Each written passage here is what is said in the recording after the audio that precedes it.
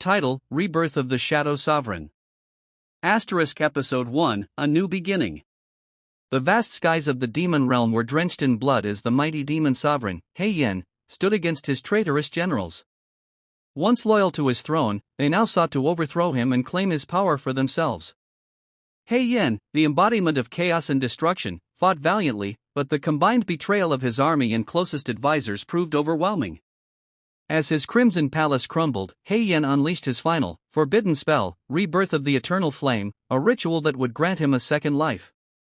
"You may take my throne today," He Yen's voice boomed across the battlefield, "but mark my words, when I return, this world and yours will bow before me."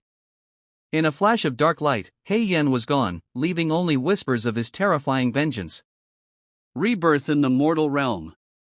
The scene transitions to a serene village surrounded by bamboo forests in the mortal realm. A baby is born to a humble couple, farmers of the village Lingxiao. The child's name is Lin Yan, a name given due to the faint fiery glow in his eyes when he cries. Unknown to everyone, the soul of He Yen now resides in this fragile human body. Even as an infant, Lin Yan retains his memories but realizes that his immense power is gone. A mortal body, he thinks, staring into the night sky from his cradle. But this is only the beginning. I will rise again. A magical awakening. At 6 years old, Lin Yan shows exceptional intelligence and curiosity. While the other village children play, Lin Yan spends his days learning about the mortal realm's 5 elemental magic arts: fire, water, earth, metal, and wood.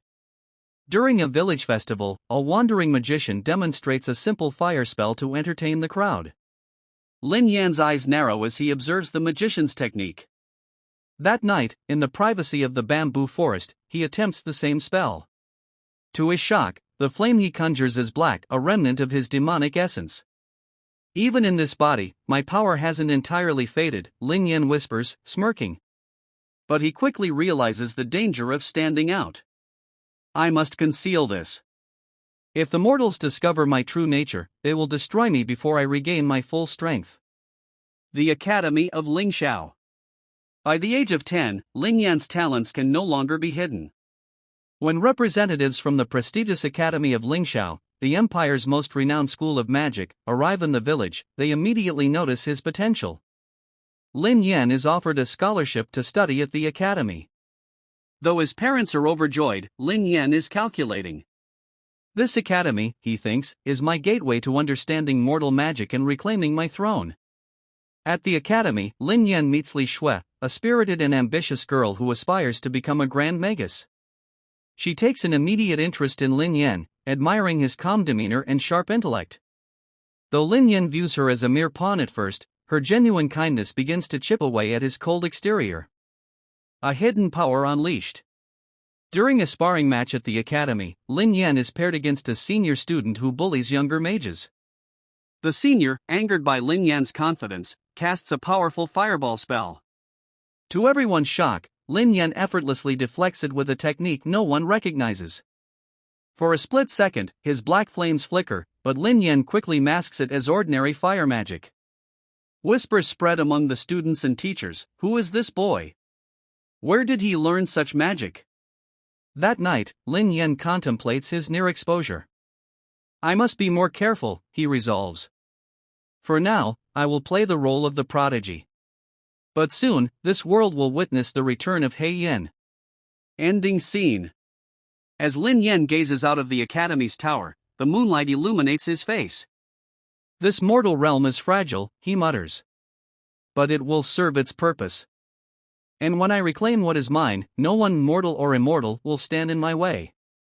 The camera pans to a shadowy figure watching Lin Yan from afar, their eyes glowing ominously. Could it be him?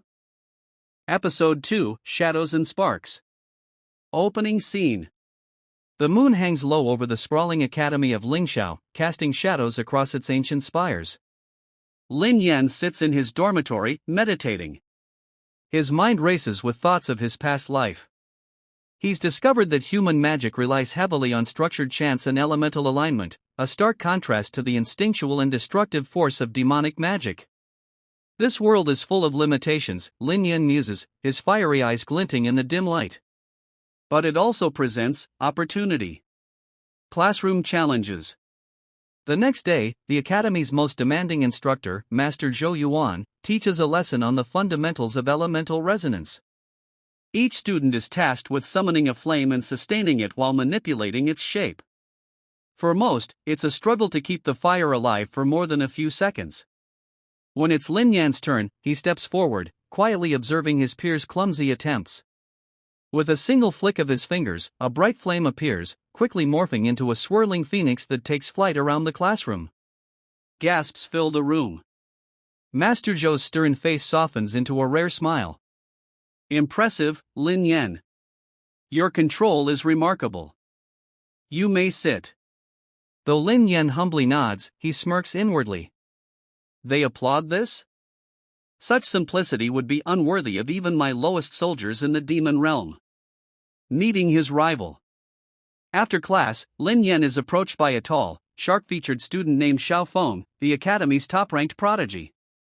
Xiao Feng's reputation as a master of wind magic precedes him, and his confident smirk shows he views Lin Yan as a challenge. You're skilled, Xiao Feng says, crossing his arms. But talent alone won't get you far here. Lin Yan meets his gaze with a calm demeanor. Is that advice or a warning? Xiao Feng chuckles. Both. Don't get too comfortable. The tension between them is palpable, and it becomes clear that Xiao Feng isn't just a rival but someone who could expose Lin Yan if his power slips. A mysterious encounter. That night, Lin Yan sneaks into the Academy's forbidden library, seeking knowledge about ancient human spells that might help him mask his demonic aura. The library is rumored to house relics and tomes from a forgotten era, but only the most powerful students and teachers are allowed inside. Using his demonic senses, Lin Yan bypasses the magical seals with ease. As he searches through dusty scrolls, he senses a presence behind him. A soft voice speaks. You shouldn't be here. Lin Yan turns to find Yanling, a quiet girl known for her talent in water magic. Unlike the other students, she seems calm, almost amused by his presence. You're bold, she continues, stepping closer. But breaking into the forbidden library is dangerous, even for you. Lin Yan narrows his eyes, his guard up. And yet, here you are. What's your excuse? Yanling smiles cryptically. Let's just say I have my reasons. But you're not like the others, are you? You're different. Her words strike a chord, but Lin Yan brushes it off, sensing something strange about her aura. You'd be wise to keep your suspicions to yourself, he warns before vanishing into the shadows. First trial. The next day, the Academy announces the annual Trial of the Elements, a dangerous competition where students must navigate through a labyrinth filled with magical traps and illusions to retrieve an artifact, the heart of the elements. Lin Yan sees this as the perfect opportunity to test his power and learn more about the Academy's secrets. Xiao Feng, Yanling, and Li Shui are also selected to compete, along with other top students. The labyrinth is treacherous, with enchanted beasts, shifting walls, and deadly elemental traps. Lin Yan breezes through the challenges, his demonic instincts and cunning giving him an edge.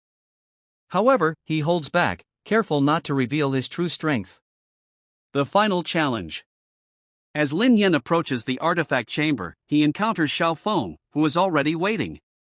The two lock eyes, their rivalry coming to a head. This is as far as you go, Xiao Feng says, summoning a powerful gust of wind that shakes the chamber. Lin Yan counters with a calculated burst of flames, creating a vortex of fire and air that illuminates the dark room.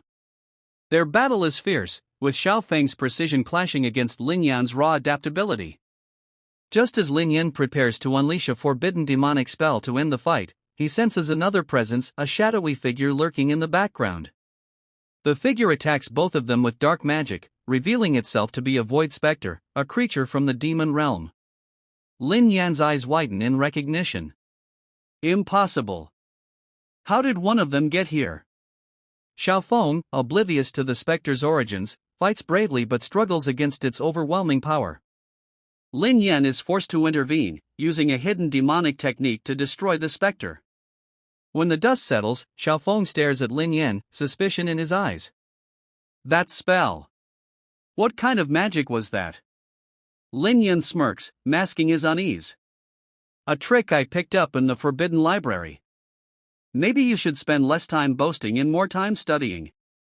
Ending scene. Lin Yan retrieves the heart of the elements, claiming victory in the trial. As the Academy celebrates his triumph, Lin Yan broods in silence. The Void Spectre. If it's here, then my old enemies must be watching.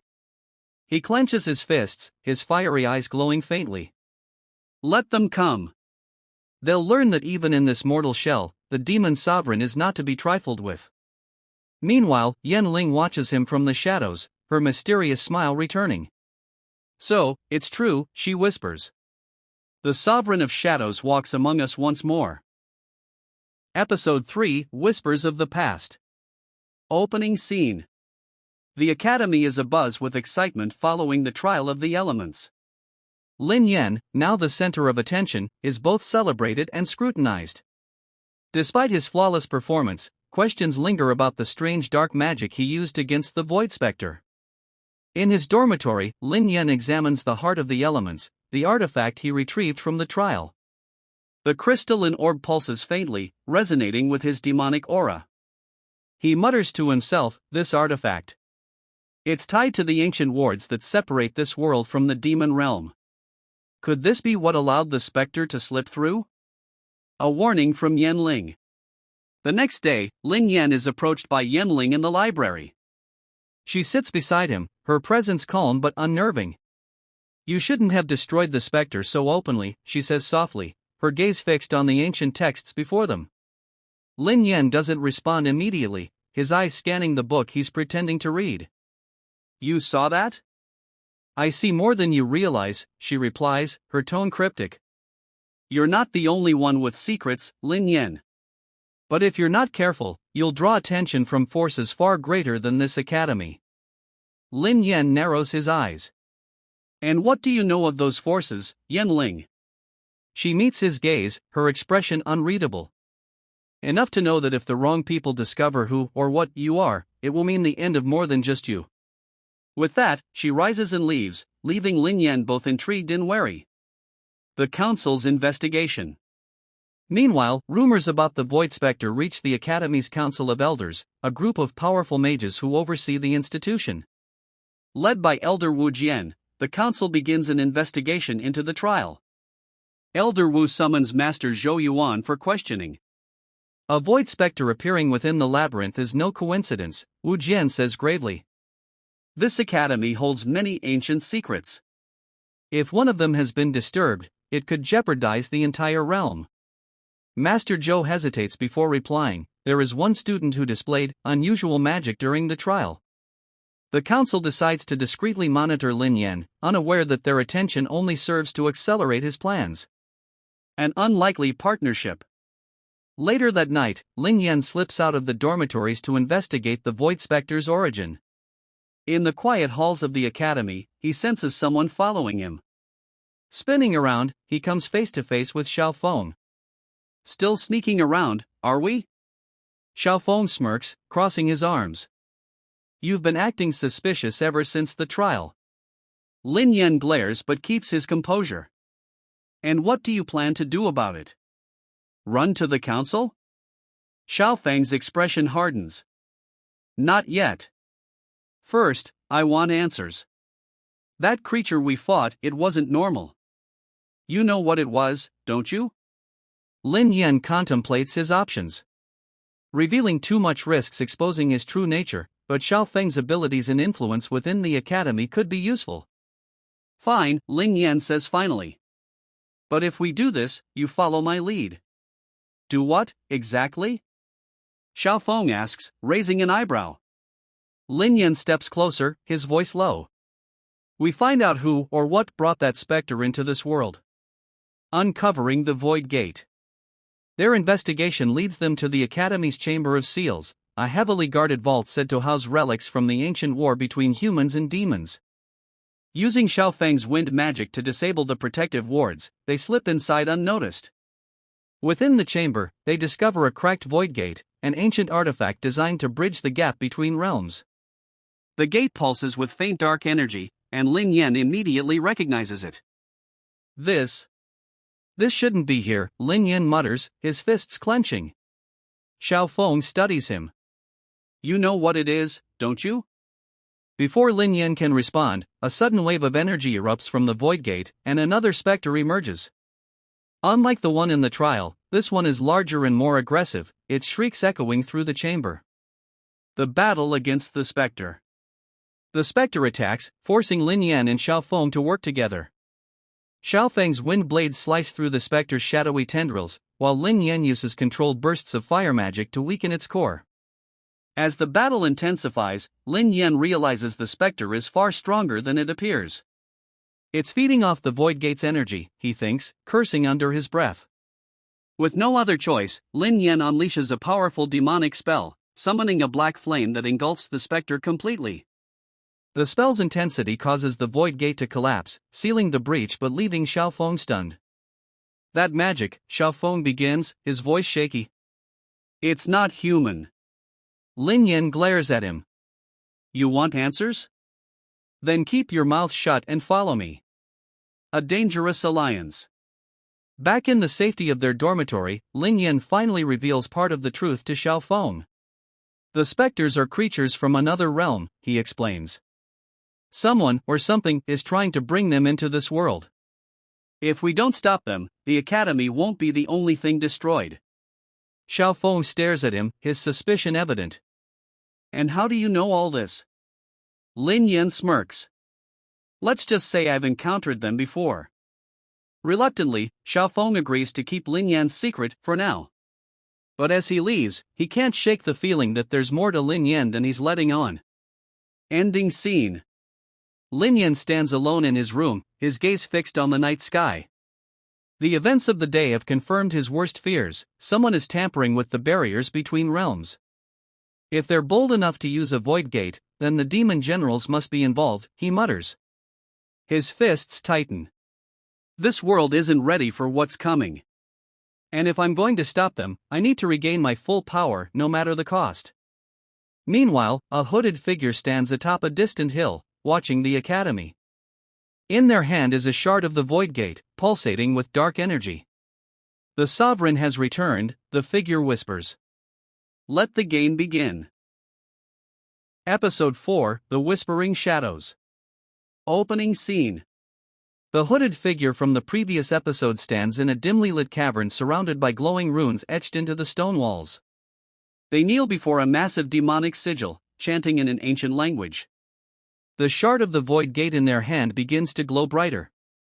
Your return is inevitable, Sovereign He Yan, the figure whispers. But you won't rise alone. Your generals still await your command. As the sigil pulses, dark tendrils seep from the ground, taking the shape of monstrous figures. The hooded figure smiles. Soon, the demon realm will be whole again. Lin Yan's suspicion. Back at the Academy of Lingxiao, Lin Yan sits with Xiao Feng and Li Shui in the cafeteria. Though Xiao Feng remains wary of Lin Yan after their recent encounter with the specter, he decides to stay close, driven by both curiosity and the looming threat. Li Shui, unaware of the tension between them, chatters excitedly about an upcoming festival in the city. It's the Festival of Lumina. The whole city will be decorated with lights and magic. We should all go together. Lin Yan forces a polite smile but remains distant. His mind is elsewhere, replaying the image of the void gate. That night, Lin Yan sneaks out again, determined to find answers about the hooded figure. He recalls the faint demonic aura lingering near the gate and uses his senses to trace it. His journey leads him to the academy's outskirts, where a hidden trail winds into the forest. The hidden ritual. Deep in the forest, Lin Yan discovers a group of cloaked individuals performing a ritual around a glowing crystal. Their chants resonate with dark magic, and Lin Yan's eyes narrow. Cultists, he mutters. But why would humans meddle with demonic power? Before he can act, a voice startles him. You can't handle this alone. Lin Yan whirls around to find Yan Ling standing behind him. She steps forward, her calm demeanor as unnerving as ever. How did you find me? Lin Yan demands, his tone sharp. Yan Ling shrugs. You're not as stealthy as you think. Besides, I'm curious. You always seem to be at the center of trouble. Lin Yan scowls but decides not to argue. If you're here to help, stay out of my way. Together, they watch as the cultists complete their ritual. The crystal shatters, releasing a dark pulse of energy that briefly illuminates the area. From the smoke emerges a creature, a shadow wraith, its form shifting and flickering. The battle in the forest. The cultists bow before the wraith, but their celebration is cut short when Lin Yan steps forward, his aura commanding. You've meddled with forces far beyond your understanding, he declares. The cultists react with fear, but the wraith screeches and lunges at Lin Yan. Yan Ling jumps into action, summoning a torrent of water to shield them. Lin Yan conjures his black flames, skillfully blending them with human magic to disguise his true nature. The battle is intense, with the wraith growing stronger each time it absorbs a cultist's energy. Yan Ling fights fiercely beside him, her calm precision contrasting with Lin Yan's raw aggression. As the wraith prepares a devastating attack, Lin Yan unleashes a powerful spell, combining water and fire into a scalding mist that engulfs the creature. Yan Ling follows up with an ice spear that pierces its core, shattering it. The aftermath. The remaining cultists flee, but Lin Yan catches one, pinning them to the ground. Who sent you? He demands, his voice cold. The cultist trembles but mutters, the sovereign will rise. You cannot stop it. Lin Yan's eyes blaze with fury as he crushes the cultist's pendant, a crude replica of his old sigil. Fools, he mutters before letting the cultist run. Yan Ling watches him silently, her gaze thoughtful. You knew what that creature was, she finally says. And you knew how to kill it. Lin Yan sighs, his patience wearing thin. Are you always this nosy? Yan Ling smiles faintly. Only when it's interesting. Before Lin Yan can respond, Xiao Feng arrives, panting. You two, what in the world is going on here? A growing alliance. Back at the academy, Lin Yan reluctantly explains the cultists and their connection to the Void Gate. Xiao Feng and Yan Ling listen intently, their expressions a mix of concern and curiosity. We're dealing with something far bigger than rogue mages, Lin Yan says. If these cultists are tied to the Void Gate, it means the barriers between realms are weakening. And if that continues, the demon realm could invade, Xiao Feng finishes grimly. Yan Ling tilts her head. You speak as if you've seen this before, Lin Yan. He doesn't answer, deflecting the question. The three of us need to keep this quiet. If the council finds out, they'll interfere, and that will only make things worse. Xiao Feng hesitates but eventually nods. Fine. But if you're hiding something from us, I'll find out. Yan Ling chuckles. This should be fun. Ending scene. As Lin Yan lies awake that night, he reflects on the growing threat and his new companions. I can't let them learn the truth, he thinks. But if the cultists are summoning creatures from my realm, it means my generals are moving faster than I expected. In the cavern from the opening scene, the hooded figure stands before a growing army of shadowy creatures. They lower their hood, revealing a face Lin Yan would recognize instantly, Zhao Chang, one of his former generals. The sovereign will soon rise, Zhao Chang says, his voice filled with malice. And when he does, this world will burn. Episode 5, The Demon General's Gambit. Opening scene. The camera pans over a desolate mountain range cloaked in darkness. Deep within a hidden stronghold, Zhao Chang stands before a council of shadowy figures. These are his lieutenants, powerful beings corrupted by demonic energy. The sovereign is weaker than I expected, Zhao Chang declares, his voice echoing in the chamber. Reborn as a human, his power is fragmented. We must exploit this and claim his throne before he regains his strength. One of the lieutenants steps forward, a towering beast with molten skin. But the sovereign's cunning is unmatched. Even as a human, he will not fall easily. Zhao Chang smirks, holding up a glowing shard of the Void Gate. That's why we'll force his hand. The heart of the elements resides with him, does it not? It is the key to shattering the barriers completely. Soon, we will tear this world apart and ensure he has no kingdom left to rule. Back at the academy. Lin Yan sits alone in the academy's arcane courtyard, the heart of the elements hidden in his robe. He examines it under the moonlight, its faint glow pulsing in sync with his aura. I don't have much time, he mutters to himself. If Zhao Chang is behind this, then the other generals won't be far behind. I need to act before they gain a foothold in this realm. His thoughts are interrupted by Xiao Feng and Yan Ling, who approach with determined expressions. We've been thinking, Xiao Feng starts, crossing his arms. If the cultists are connected to this void gate nonsense, we should warn the council. No, Lin Yan says sharply. The council will only complicate things. They'll act out of fear, and that will make us vulnerable. Yan Ling tilts her head. Then what's your plan? You can't take on an entire cult alone. Lin Yan hesitates, realizing he'll need their help whether he likes it or not. Fine, he says reluctantly. But if you're coming with me, you follow my lead. No questions, no hesitation. Xiao Feng smirks. You're surprisingly bossy for someone who's supposed to be the quiet type. The Festival of Lumina. The trio's investigation takes them to the nearby city, where the Festival of Lumina is in full swing. The streets are lined with glowing lanterns and magical displays, but Lin Yan's focus remains on the growing demonic aura he senses beneath the cheerful facade. Keep your eyes open, Lin Yan warns as they navigate the crowded streets. This place is a perfect cover for the cultists. As they move through the festival, Yan Ling picks up on subtle signs of dark magic, a faint shimmer in the air, shadowy figures lurking in alleyways. She gestures for the others to follow her to a secluded area. There, she whispers, pointing to a group of hooded individuals entering a hidden passage beneath a temple. Looks like we found our target, Xiao Feng says, summoning a faint breeze around his hands. Lin Yan nods. Stay close and be ready. We don't know what we're walking into.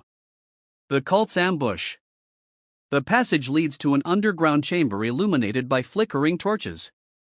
At its center, a massive ritual circle glows with crimson light, and a dozen cultists chant around it. At their head is a cloaked figure with a commanding presence. It's one of Zhao Chang's lieutenants. Fools, the lieutenant snarls as Lin Yan and his companions enter. You dare interfere with the will of the sovereign's generals? Lin Yan steps forward, his eyes cold. The sovereign has no use for cowards like you. The cultists attack, and the chamber erupts into chaos. Xiao Feng and Yan Ling fight alongside Lin Yan, their teamwork improving with each encounter. Xiao Feng uses his wind magic to disarm enemies and protect Yan Ling, who counters with precision water attacks. Lin Yan, meanwhile, focuses on the lieutenant. The two clash in a fierce battle, the lieutenant's strength fueled by the dark energy of the ritual. You fight well for a human, the lieutenant taunts, his claws slashing through the air. Lin Yan smirks, his fiery eyes glowing faintly. I'm more than you can handle. Unleashing a hidden spell, Lin Yan summons a massive black flame that engulfs the lieutenant. The cultists scatter as their leader falls, the ritual circle collapsing in a burst of energy. The heart of the plot. In the aftermath, Lin Yan examines the remains of the ritual circle. Among the ashes, he finds another shard of the void gate. It's worse than I thought, he mutters. Zhao Chang is accelerating his plans. Xiao Feng looks at him suspiciously. You keep saying these names like you know them. Who is Zhao Chang, and why is he targeting us? Lin Yan hesitates but decides to reveal part of the truth. Zhao Chang is a powerful demon who served under the sovereign. If he's involved, it means the barriers between realms are weakening faster than we anticipated. He won't stop until this world is in ruins. Yan Ling studies him carefully. And how do you know so much about demons, Lin Yan? Lin Yan avoids her gaze. Let's just say I've had my encounters. Before they can press further, a chilling voice echoes through the chamber. You may have won this battle, but the war is far from over. A projection of Zhao Chang appears, his cruel smile sending shivers down their spines. You can't stop what's coming, Sovereign He Yan. I will see this world burn, and when I do, I'll take my rightful place as its ruler. The projection fades, leaving Lin Yan stunned. Ending scene. Back at the academy, Lin Yan sits alone, deep in thought. Zhao Chang's words weigh heavily on him, and he knows time is running out. I can't keep hiding forever, he whispers. If Zhao Chang knows who I am, the others will, too. And when they come, this world won't survive. Meanwhile, Yan Ling watches him from a distance, her expression a mix of curiosity and determination. Hey Yan, she whispers to herself. So, that's who you really are. In the shadows of the academy, another figure watches as well, a young girl with glowing red eyes and a sinister smile. The sovereign's weakness will be his undoing, she murmurs. Soon, we will take what is rightfully ours. Episode 6, Shadows of Betrayal. Opening scene. In the depths of the demon abyss, Zhao Chang stands before a massive gate etched with ancient demonic runes. Surrounding him are his remaining generals, their forms monstrous and menacing. The sovereign has shown his hand, Zhao Chang says, his voice laced with contempt. But his weakness is clear. He clings to the facade of humanity, and it will be his downfall. One of the generals, a serpentine demon named Mei Lian, hisses. Why not crush him now? His power is fractured, and his allies are mere mortals. Zhao Chang holds up the shards of the void gate, which pulse with dark energy. Patience. We must finish gathering the shards. Once the void gate is restored, not even He Yan will be able to stop us. The camera shifts to the young girl with glowing red eyes, hiding in the shadows. Her smirk deepens as she whispers, "Let them fight. The throne will belong to me." Lin Yan struggles. Back at the academy, Lin Yan is training in the secluded arcane grove, his frustration evident as his spells fluctuate wildly. He clenches his fists, a heart of the elements glowing faintly in his pocket. Why does this power feel so foreign, he mutters. I was the sovereign. These spells should be second nature. Yan Ling appears, watching him from a distance before stepping closer. You're trying too hard, she says, her calm tone breaking his concentration. Lin Yan glares at her. What do you want? She shrugs. To understand. You're not like the other students. You fight like someone who's lived through centuries of war. Lin Yan scoffs but doesn't reply. Yan Ling presses on, her voice soft but firm. You're not going to win this alone, you know. Whatever you're hiding, it's time to start trusting someone. For a moment, Lin Yan considers opening up but quickly changes the subject. Did you find anything on Zhao Chang? Yan Ling sighs, letting the topic go for now. Only rumors. The council has noticed the increase in demonic activity, but they're hesitant to act without proof. If Zhao Chang attacks, they'll be unprepared. The mysterious girl appears. Later that night, Lin Yan is walking through the academy grounds when he feels a strange presence. He turns to find the young girl with glowing red eyes standing under a tree, her smile unsettling. You've done well, sovereign, she says mockingly. But you're slipping. Lin Yan's eyes narrow. Who are you? The girl steps closer, her aura radiating malice. Someone who remembers what you were and what you've lost. Lin Yan summons his black flames, ready to attack, but the girl raises her hand, stopping him. Relax. I'm not here to fight. Not yet, anyway. Consider this a warning, Zhao Chang isn't your only enemy. Your throne has many claimants. Before Lin Yan can respond, the girl vanishes into the shadows, leaving behind only an echo of her laughter. A growing alliance. Determined to uncover the truth, Lin Yan reluctantly shares the encounter with Xiao Feng and Yan Ling. Xiao Feng looks skeptical. A little girl threatening the great Lin Yan? Sounds like a bad joke. Yan Ling, however, is more serious. She mentioned your throne, she says, her gaze piercing. If what she said is true, there's more to this than just the Void Gate. Are you going to tell us what's really going on? Lin Yan hesitates but finally speaks. In my past life, I was someone of great power. I ruled over beings like Zhao Chang and the one we faced in the forest. They were loyal to me once, but now they see me as an obstacle. Xiao Feng stares at him, stunned. You're saying you were the Demon King? Lin Yan nods, his expression unreadable. But I am no longer that person. This life is different. Yan Ling folds her arms. You may not want the throne, but they don't care. As long as you're alive, you're a threat to their plans. Xiao Feng smirks, trying to lighten the mood. Well, this explains a lot. Like why you're so terrible at making friends. Lin Yan glares, but Yanling interrupts. We need a plan. Zhao Chang is moving fast, and we can't afford to wait for him to strike again. The council's decision. Meanwhile, the Council of Elders gathers in the Academy's Grand Hall, debating the recent rise in demonic activity. Elder Wu Jian slams his staff on the floor, silencing the others. We cannot ignore this any longer, he declares. The Void Gate's fragments must be located and secured. If the demons succeed in restoring it, we'll face an invasion unlike any we've seen before. Master Zhou Yuan hesitates. And what of the students? We've already seen their involvement in these incidents. Shouldn't we question them further? Wu Jian frowns. If the students are involved, we must tread carefully. But make no mistake, our priority is the protection of this realm.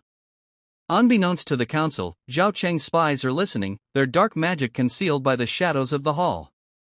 A dangerous mission. Lin Yan, Xiao Feng, and Yanling set out on their next mission, locating the largest shard of the Void Gate, rumored to be hidden in the crystal caves of Lianyan. The journey is perilous, the caves teeming with traps and magical beasts. As they delve deeper, the tension between them grows. Xiao Feng's light-hearted banter irritates Lin Yan, while Yanling's probing questions keep him on edge. At the heart of the cave, they find the shard embedded in a massive crystal formation. Its dark energy pulses ominously, and Lin Yan feels a surge of recognition. This is it, he says, stepping forward. Before they can retrieve the shard, Zhao Cheng appears, his presence suffocating. Did you really think it would be this easy, Sovereign? Lin Yan draws his blade, his black flames igniting. You've made a mistake coming here, Zhao Cheng. The battle is fierce, with Zhao Cheng's power overwhelming at first. But through clever teamwork, the trio manages to hold their ground.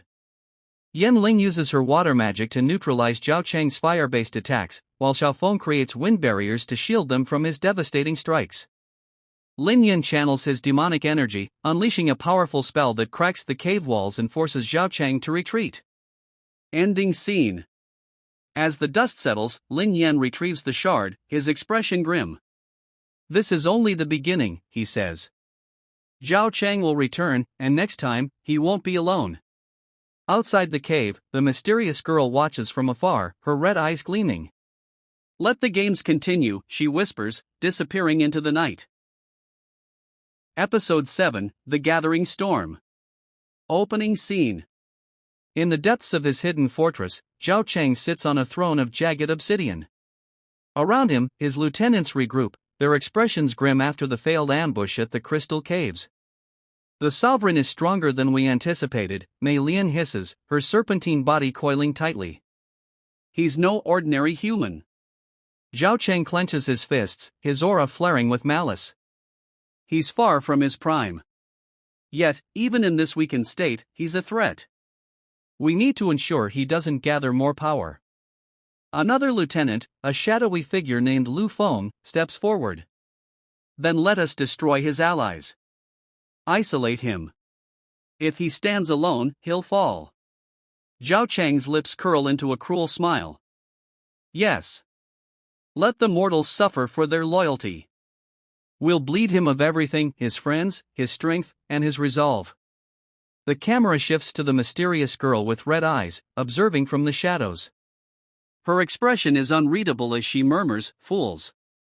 Your schemes will only hasten my ascension." The Academy's tensions. Back at the Academy of Lingxiao, the council grows increasingly suspicious of Lin Yan and his companions. Elder Wu Jian calls a secret meeting, summoning Lin Yan, Xiao Feng, and Yanling to the Chamber of Truth.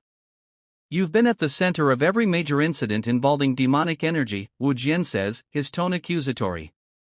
What aren't you telling us? Lin Yan maintains his calm demeanor, but Xiao Feng steps forward defensively. We've been risking our lives to stop these attacks. You should be thanking us, not interrogating us. Wu Jian's eyes narrow. And yet, the attacks grow bolder. Perhaps you're drawing them here. Before the tension escalates, Master Zhou Yuan intervenes. Enough. We cannot afford to turn on each other. If the students have knowledge of the demon's plans, we should use it to strengthen our defenses. Lin Yan nods subtly, grateful for Zhou Yuan's support. If you want answers, focus on the Void Gate shards.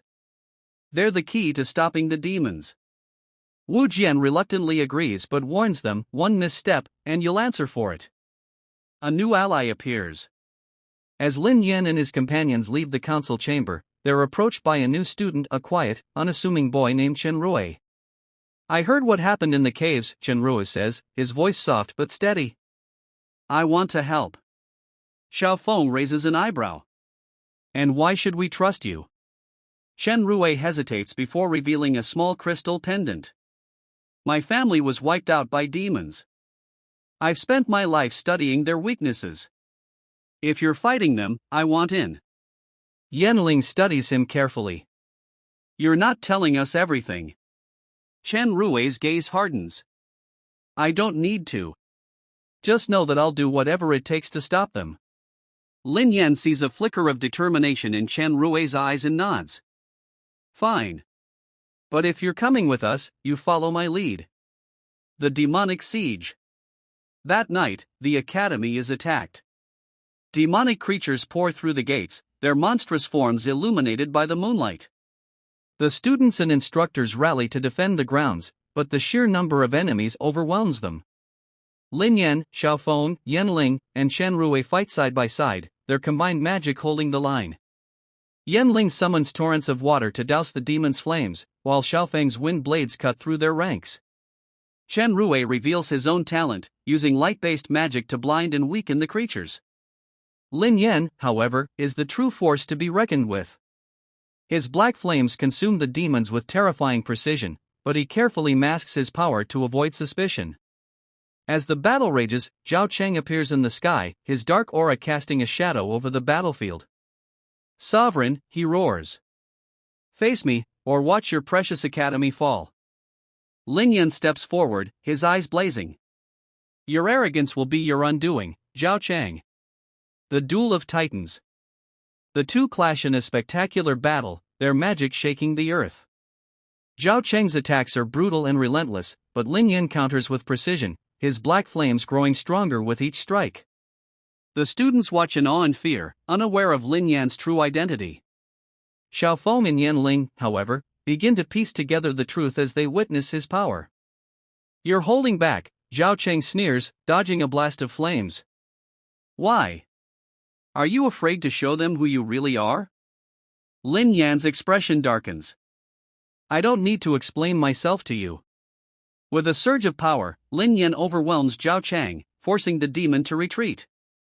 The remaining creatures vanish with him, leaving the academy in ruins but its people alive. The aftermath. As the dust settles, the council gathers to assess the damage. Wu Jian's suspicion of Lin Yan grows, but Zhou Yuan defends him. Without Lin Yan, we'd all be dead.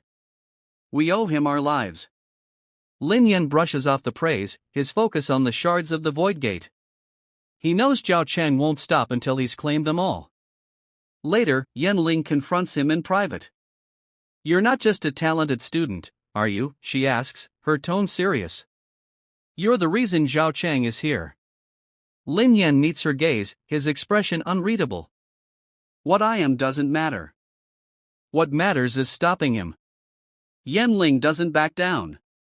If you want my help, I need the truth. No more secrets. Lin Yan hesitates but finally says, I was the Demon King. Reborn into this world to atone for my past. If you still want to fight beside me, you'll need to accept that. Yanling takes a deep breath before nodding. Then we fight together. No matter what. Ending scene. In the ruins of the academy, Chen Rui stands alone, clutching his crystal pendant. His eyes glow faintly, and a sinister smile crosses his lips. Soon, he whispers. Soon, all the pieces will fall into place. The screen fades to black as the camera pans to the shards of the Void Gate, glowing ominously. Episode 8, Whispers of Deception. Opening scene. Chen Rui kneels in a darkened chamber beneath the academy, the faint glow of his crystal pendant illuminating the ancient runes on the walls. He places the pendant on the ground, and it begins to pulse with an eerie light. A disembodied voice echoes through the chamber. Have you secured their trust? Chen Rui smirks.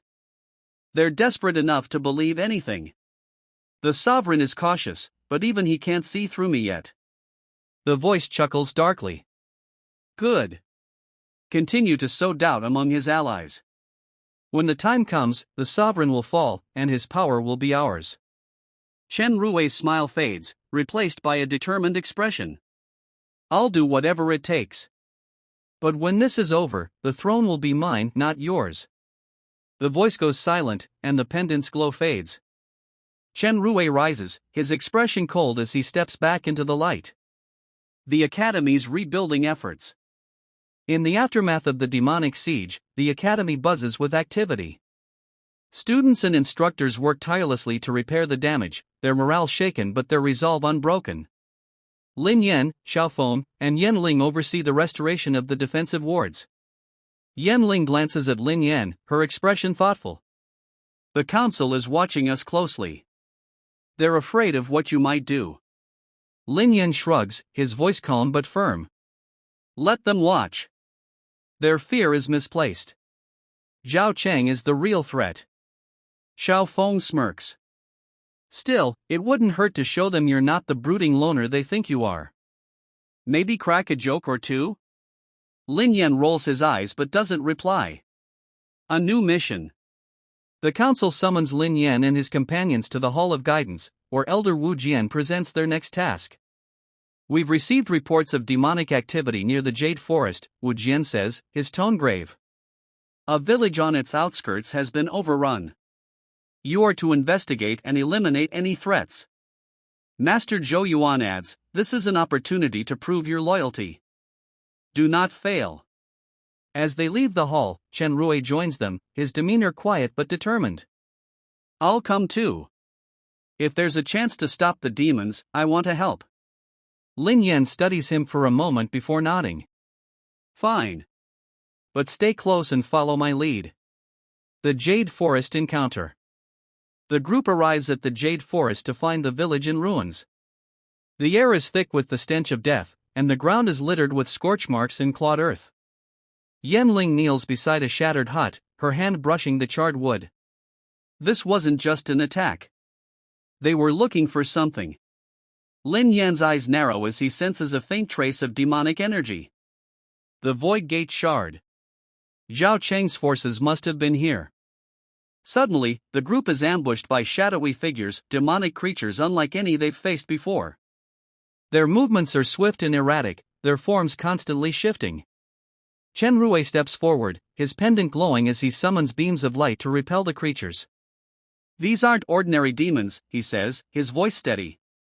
They're experiments, twisted by dark magic. Lin Yan unleashes his black flames, cutting through the creatures with precision. But as the battle intensifies, he notices Chen Rui's attacks growing more aggressive, almost reckless. A dark revelation.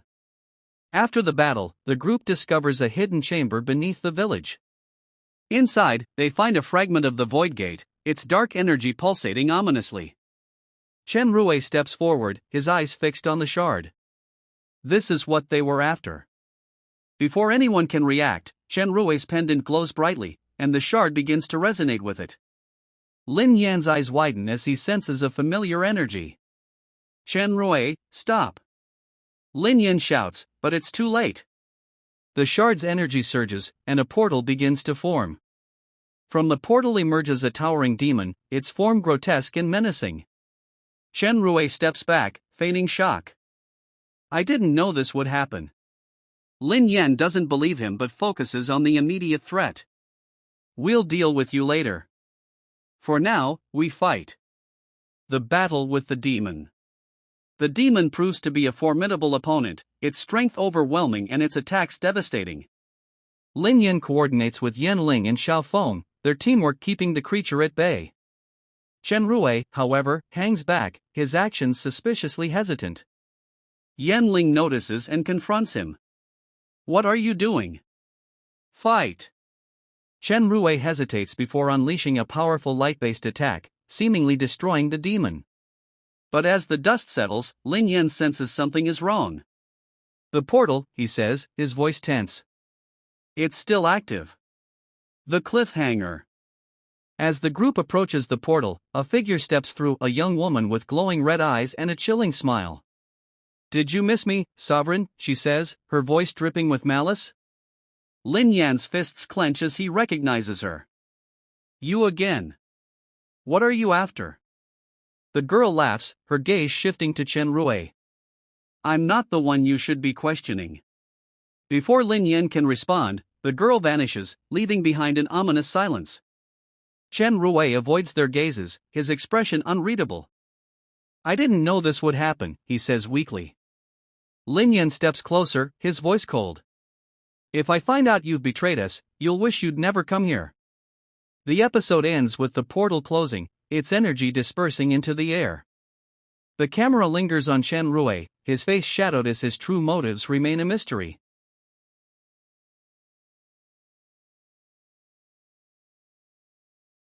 Episode 9, The Mask begins to slip. Opening scene. The group returns to the academy, their expressions heavy with suspicion and exhaustion. Lin Yan walks ahead, his thoughts racing as he recalls the events in the Jade Forest. The glowing portal, the girl with red eyes, and Chen Rui's suspicious behavior all weigh on his mind. Yan Ling and Xiao Feng exchange worried glances as they follow. We need to talk about him, Yan Ling says in a hushed voice. Xiao Feng nods. Agreed. Something about Chen Rui doesn't add up. Confrontation in the shadows. Later that night, Lin Yan confronts Chen Rui in the secluded moonlit courtyard. The moon casts an eerie glow over the two as Lin Yan's voice cuts through the silence. You knew what would happen with the shard, Lin Yan accuses, his eyes narrowing. Don't lie to me. Chen Rui feigns innocence, his expression calm. I didn't. I only wanted to help. You saw how I fought alongside you. Lin Yan steps closer, his aura darkening. You hesitated when the demon appeared. And that pendant of yours, it's not ordinary. What are you hiding? Chen Rui smirks faintly, his composure unnerving. We're all hiding something, aren't we? Even you, Lin Yan. Lin Yan's fist clenches, but he forces himself to step back. This is your last chance. Betray us, and I'll end you myself. As Lin Yan leaves, Chen Rui's smirk fades, replaced by a cold determination. You're not the only one who can play this game, Sovereign. Yan Ling's investigation. Meanwhile, Yan Ling takes it upon herself to dig deeper into Chen Rui's past. She visits the Academy's archives of the lost, where ancient records are kept. After hours of searching, she finds a fragment of a report detailing a massacre in the northern plains, where an entire village was wiped out by demons. The sole survivor was a boy with a mysterious pendant. Chen Rui, Yan Ling whispers, her brows furrowing. But why would he keep this a secret? As she leaves the archives, she feels a presence behind her. Turning quickly, she sees the girl with red eyes standing in the shadows, her smile unsettling. You're quite the detective, the girl says mockingly. But you're only scratching the surface. Yan Ling readies her magic, but the girl vanishes, her laughter echoing through the halls. The council's ultimatum. The next day, the council summons Lin Yan and his group to the Hall of Judgment.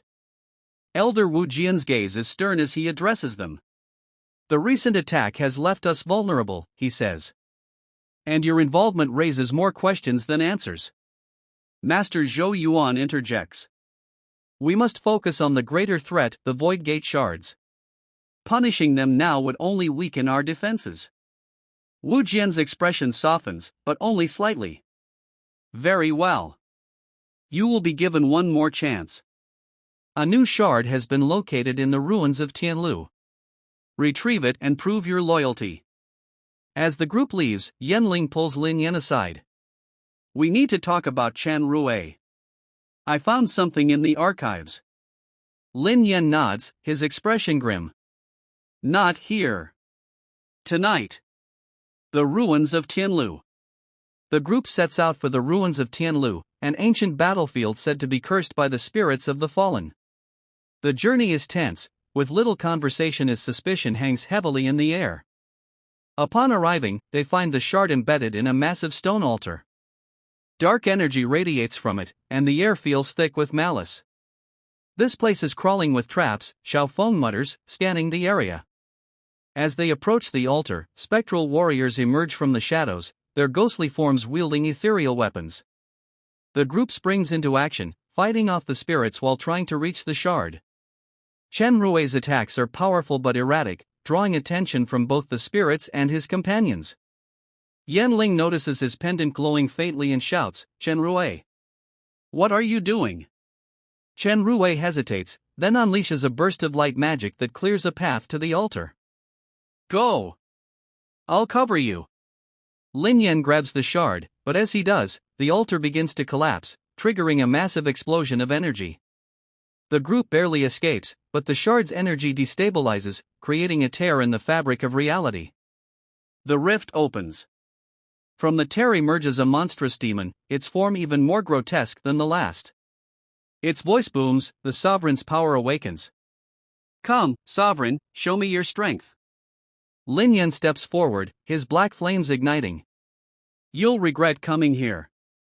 The battle is fierce, with the demon targeting Lin Yan relentlessly. Xiaofeng and Yan Ling support him, but Chen Rui hangs back, his expression conflicted.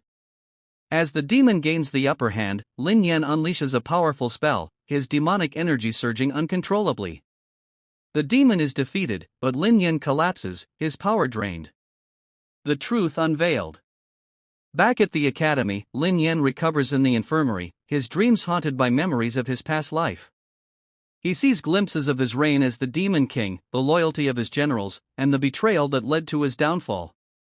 When he awakens, Yan Ling is by his side. "I know the truth now," she says softly. "About you. About Chen Rui." Lin Yan sits up, his expression wary. "What did you find?" Yan Ling reveals the report from the archives. Chen Rui's village wasn't destroyed by demons. It was destroyed by someone trying to summon one. Someone with a pendant just like his. Lin Yan's eyes narrow. Then he's not just hiding something. He's working with them. Ending scene. Chen Rui stands in the moonlit courtyard, staring at his pendant. The mysterious girl with red eyes appears beside him, her voice teasing. "They're starting to suspect you," she says. "What will you do now?" Chen Rui clenches his fists. "I'll do whatever it takes to achieve my goal. Even if it means betraying them." The girl laughs, her eyes gleaming. "Good. But remember, you're not the only one with ambitions." The camera pans to the sky, where storm clouds gather ominously. The episode ends with the sound of thunder, signaling the chaos to come. Episode 10, Shadows of Betrayal. Opening scene. A storm rages over the academy as Lin Yan, Yanling, and Xiaofeng gather in the Chamber of Reflection, an isolated room used for private discussions. The air is heavy with tension as Yanling lays out her findings about Chen Rui. "He's not who he says he is," Yanling concludes, her voice firm. "His pendant isn't just a keepsake, it's a relic tied to the Void Gate." Xiaofeng looks troubled but skeptical. "So what do we do? Confront him? What if we're wrong?" Lin Yan's expression is unreadable. "We watch him closely. If he's working with the enemy, he'll slip up. And when he does, we'll act." Chen Rui's inner conflict. Elsewhere, Chen Rui sits alone in his dormitory, the pendant glowing faintly in his hands. His reflection in the window shows his conflicted expression as the storm's lightning illuminates the room. "You're hesitating," the girl with red eyes says, appearing suddenly. Her tone is mocking, but her gaze is sharp. Chen Rui doesn't look at her. "I didn't come here to destroy them. I came to destroy him." The girl tilts her head. "And yet, you've done nothing but help them. Are you growing attached to your little group of heroes?" Chen Rui's grip on the pendant tightens.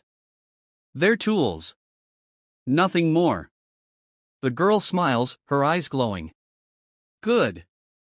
Because when the time comes, I won't let you falter. A new threat emerges. The next morning, the council calls an emergency meeting. Reports have come in of a massive demonic army amassing near the Crimson Wastes, a desolate region on the edge of the kingdom. We cannot let them march unchecked, Elder Wu Jian says. If they reach the capital, it will be catastrophic. Master Zhou Yuan turns to Lin Yan's group. You've proven yourselves capable. We're sending you to the Crimson Wastes to assess the situation and, if possible, delay their advance. Yan Ling looks concerned. This feels like a trap. They're gathering their forces for a reason. Lin Yan nods. It's a diversion. Zhao Cheng is after something else. Wu Jian's eyes narrow. Then find out what it is. And stop it. The journey to the Crimson Wastes. The group sets out, the desolate landscape of the Crimson Wastes stretching endlessly before them. The journey is fraught with unease, with every shadow and distant sound putting them on edge. As they make camp one night, Xiaofeng tries to lighten the mood. You know, I thought being a hero would involve more glory and less wandering through wastelands. Yan Ling chuckles softly, but Lin Yan remains focused, scanning the horizon. Chen Rui, sitting apart from the group, watches them silently, his expression unreadable. The Demon Horde. When they reach the Crimson Wastes, they find the demonic army, a massive, terrifying force led by Zhao Cheng himself. The demons are constructing a massive structure, its purpose unclear but clearly tied to the Void Gate. We can't take them head-on, Yan Ling whispers. There are too many. Lin Yan studies the structure, his mind racing. We don't need to. If we destroy that, their entire plan collapses. Chen Rui speaks up for the first time. I can create a diversion. Draw their attention while you destroy the structure. Xiaofeng looks at him suspiciously. Why the sudden eagerness to help? Chen Rui shrugs. I want to stop them as much as you do. Lin Yan hesitates but nods. Fine. But if you betray us, you won't live to regret it. The mission. Under the cover of night, the group infiltrates the demon camp.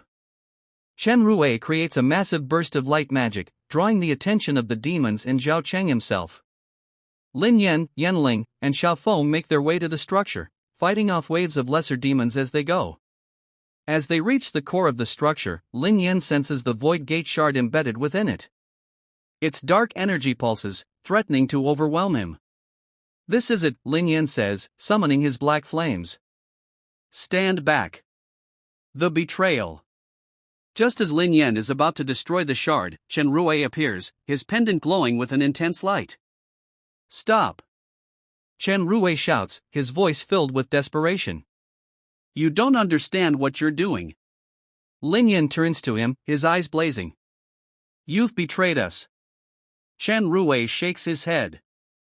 I'm trying to save us. Destroying the shard will destabilize the entire region. Thousands will die. Yan Ling hesitates, looking between them. Is that true? Lin Yan doesn't waver. He's lying. This shard is the key to Zhao Cheng's plan. It has to be destroyed. Chen Rui's expression hardens. I won't let you do this. He attacks, his light magic clashing with Lin Yan's black flames in a spectacular display. Yan Ling and Xiaofeng are forced to choose sides, their loyalty to Lin Yan ultimately prevailing. The aftermath. The group overpowers Chen Rui, but before they can subdue him, Zhao Cheng arrives, his dark aura filling the air. Well done, Sovereign, Zhao Cheng says, his voice dripping with mockery. You've brought me exactly what I needed. Zhao Cheng retrieves the shard, its energy merging with his own. The structure begins to collapse, and the group is forced to flee, leaving Zhao Cheng and Chen Rui behind. Ending scene. Back at the academy, Lin Yan sits alone, his mind racing with thoughts of Chen Rui's betrayal and Zhao Cheng's growing power. Yan Ling enters, her expression soft. You did what you had to, she says. Lin Yan doesn't respond, his gaze distant. This isn't over. Chen Rui isn't just a pawn. He's something more. The camera shifts to the Crimson Wastes, where Chen Rui kneels before Zhao Cheng, his pendant shattered. You've proven your loyalty, Zhao Cheng says, a cruel smile on his lips. Now, rise as my general. Chen Rui stands, his eyes glowing with newfound power. I'll destroy him. No matter the cost. The episode ends with the storm breaking, the first rays of dawn illuminating the ruins of the Crimson Wastes. Episode 11, The General of Shadows. Opening scene. The camera pans over the Crimson Wastes, now shrouded in an unnatural darkness. Demonic banners flutter in the wind as Zhao Cheng stands atop a jagged cliff, his aura radiating power. Beside him, Chen Rui kneels, his eyes glowing faintly with the mark of servitude. You've proven your worth, Zhao Cheng says, his voice a mix of pride and menace. But loyalty must be absolute. Swear yourself to me, and I will grant you the power to destroy the sovereign. Chen Rui hesitates, his hand brushing the shattered remains of his pendant. His voice is cold. I don't need your gifts. Just give me the means to finish what I started. Zhao Cheng chuckles, extending a hand. Dark energy flows into Chen Rui, reshaping him. His body transforms, his light magic corrupted into a twisted, shadowy force. When the transformation is complete, Chen Rui rises, his new form exuding menace. Zhao Cheng smirks. Now, go. Bring me the sovereign's head. The Academy's War Council. Back at the Academy, the council convenes to discuss the growing threat. Elder Wu Jian addresses the room, his tone grim. The demons are consolidating their forces in the Crimson Wastes. If we don't act now, they'll march on the capital within weeks. Master Zhou Yuan adds, but we can't face them head-on. We need to weaken their leadership, starting with Zhao Cheng. Lin Yan, seated at the edge of the room, speaks up. Zhao Cheng isn't the only problem.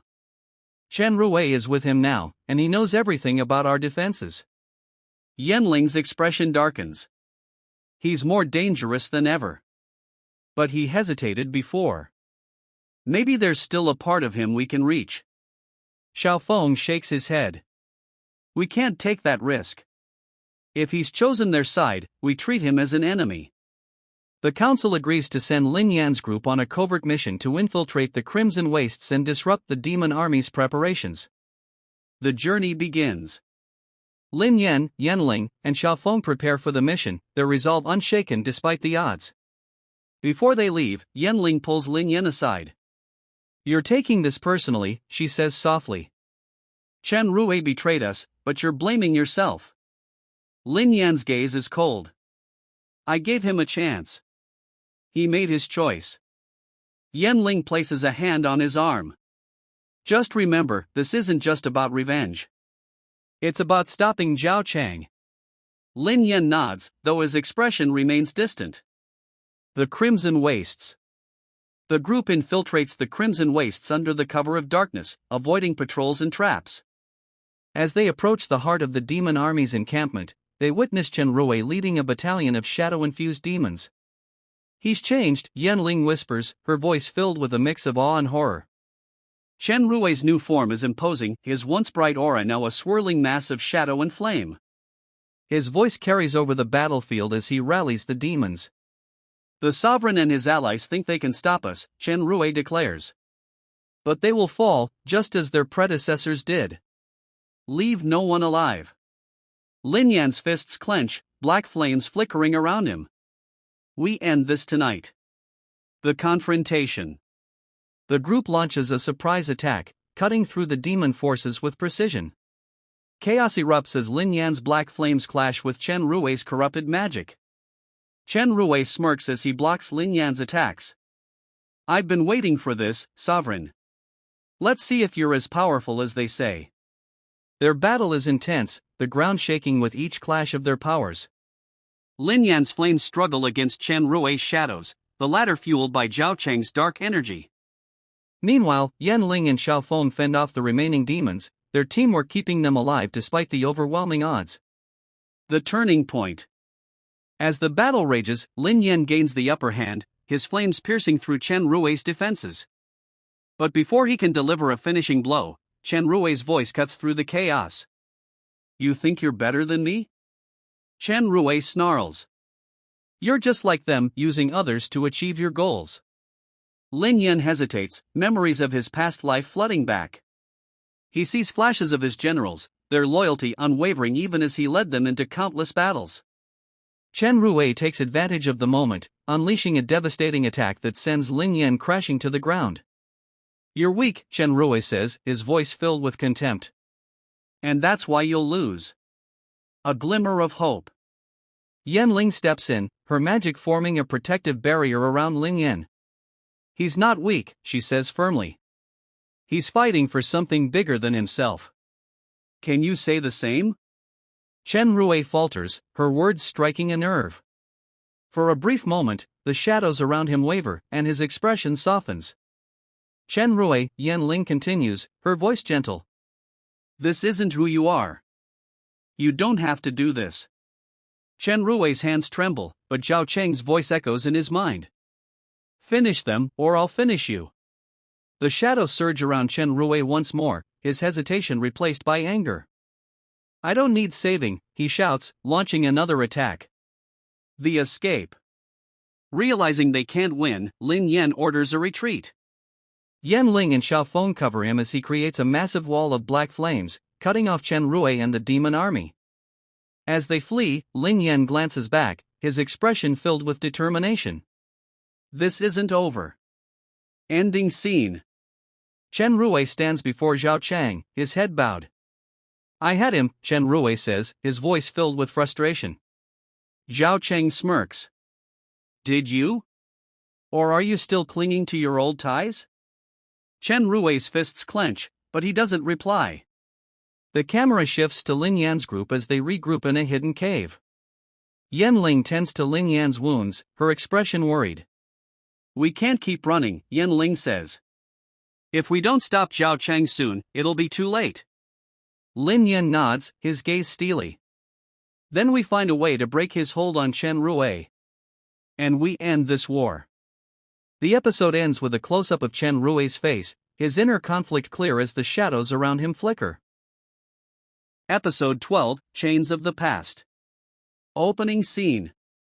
The camera opens on a dark chamber deep within Zhao Cheng's fortress. Chen Rui kneels before a massive, pulsating crystal, another shard of the Void Gate. Its dark energy flows into him, amplifying his power but also deepening his torment. Zhao Cheng watches from a throne carved of obsidian, a cruel smile on his lips. "You're growing stronger, General. But your hesitation in the Crimson Wastes cost us an easy victory." Chen Rui grits his teeth. "It won't happen again." Zhao Cheng leans forward, his eyes glowing. "See that it doesn't. The sovereign must die, and you will be the one to kill him." The Academy's discovery. Back at the Academy, Lin Yan, Yan Ling, and Xiao Feng gather in the library. Ancient tomes are spread out before them as they search for any clue about the Void Gate and Zhao Cheng's plans. Yan Ling finds a passage in one of the books and reads aloud. The Void Gate was sealed by the first sovereign, but its shards retain immense power. Only by severing the bond between a shard and its wielder can its influence be broken. Lin Yan's eyes narrow. "If we can sever Chen Rui's connection to the shard, we might be able to free him." Xiao Feng looks skeptical. "And if we can't?" Lin Yan's voice is firm. "Then we'll destroy him. But I won't give up on him until I've tried." A risky plan. The group devises a plan to infiltrate Zhao Cheng's fortress and retrieve the Void Gate shard linked to Chen Rui. They know it's a dangerous mission, but Lin Yan is determined. "We'll need a distraction," Lin Yan says. "Something big enough to draw Zhao Cheng's attention." Yan Ling nods. "Leave that to me and Xiao Feng. You focus on finding the shard." Xiao Feng grins. "I hope you're ready to owe me a lot of favors after this." The infiltration. Under the cover of night, the group sneaks into the demon fortress. Yan Ling and Xiao Feng create chaos in the outer courtyard, using powerful spells to draw the attention of the guards. Meanwhile, Lin Yan slips deeper into the fortress, his black flames allowing him to move undetected. He follows the faint pull of dark energy, eventually finding the chamber where the shard is kept.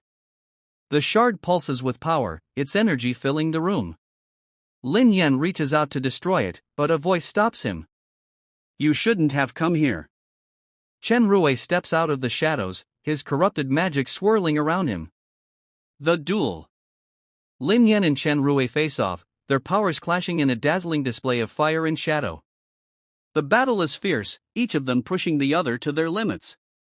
You don't have to do this, Chen Rui. Lin Yan shouts. Fight it. Chen Rui's expression twists with anger and pain. You think you understand? You don't know what it's like to be powerless, to be used. Lin Yan's flames surge. You think this power makes you free? It's just another chain. Chen Rui hesitates for a moment, the shadows around him flickering. But Zhao Cheng's voice echoes in his mind, and his resolve hardens. Yanling's gamble. In the courtyard, Yanling and Xiaofeng are overwhelmed by the sheer number of demons. Yanling glances at Xiaofeng, her expression grim. We're out of time, she says. We need to trust Lin Yan to finish this. Xiaofeng nods, and the two retreat, leaving behind a massive explosion to cover their escape. Breaking the chains. Back in the chamber, Lin Yan gains the upper hand, pinning Chen Rui against the wall with his flames. You're stronger than this. Lin Yan says, his voice filled with determination. Zhao Cheng doesn't control you, you control yourself. Chen Rui's eyes widen as memories of his past flood back, his time at the academy, his bond with Lin Yan and the others, and the moment he first took up the pendant. The shadows around him begin to waver, and Lin Yan seizes the moment. He channels his flames into the shard, severing its connection to Chen Rui. Chen Rui screams as the dark energy is ripped from his body. When it's over, he collapses, his aura faint but no longer corrupted. The escape. Lin Yan carries the unconscious Chen Rui out of the fortress, barely avoiding detection. He reunites with Yanling and Xiaofeng at their rendezvous point, where they use a teleportation spell to return to the academy. Ending scene. At the academy, Chen Rui awakens in the infirmary. Yanling sits beside him, her expression cautious. You're lucky Lin Yan didn't give up on you, she says. Most people wouldn't have. Chen Rui looks away, guilt written across his face. I didn't deserve it. Lin Yan enters the room, his gaze unreadable. You'll have to earn our trust back. But for now, rest. We have a war to win. The episode ends with Zhao Cheng in his throne room, his fury palpable as he learns of Chen Rui's defection. This changes nothing, Zhao Cheng growls. The sovereign will fall. And when he does, the void gate will be mine. The screen fades to black as the sound of the void gate's ominous hum grows louder. Episode 13, Redemption and Rebellion. Opening scene. The camera opens on the Academy Infirmary, where Chen Rui sits on the edge of his bed, staring at his hands. His once corrupted magic is gone, replaced by faint traces of light magic struggling to re-emerge. Yanling enters, carrying a tray of food. You need to eat, she says, her tone softer than usual. Chen Rui doesn't look at her. Why did he save me? Yanling sets the tray down and sits across from him. Because he believes you're worth saving. We all do. Chen Rui clenches his fists. I betrayed all of you. I gave Zhao Cheng everything he needed to destroy us. Yanling's voice is firm. You made mistakes, but you're here now. If you want to make things right, fight with us. Lin Yan's resolve. In the training grounds, Lin Yan pushes himself harder than ever, his black flames roaring around him as he practices new techniques. Xiaofeng watches from the sidelines, his expression thoughtful. You're going to burn yourself out, Xiaofeng says. Lin Yan extinguishes the flames and turns to him. Zhao Cheng won't stop.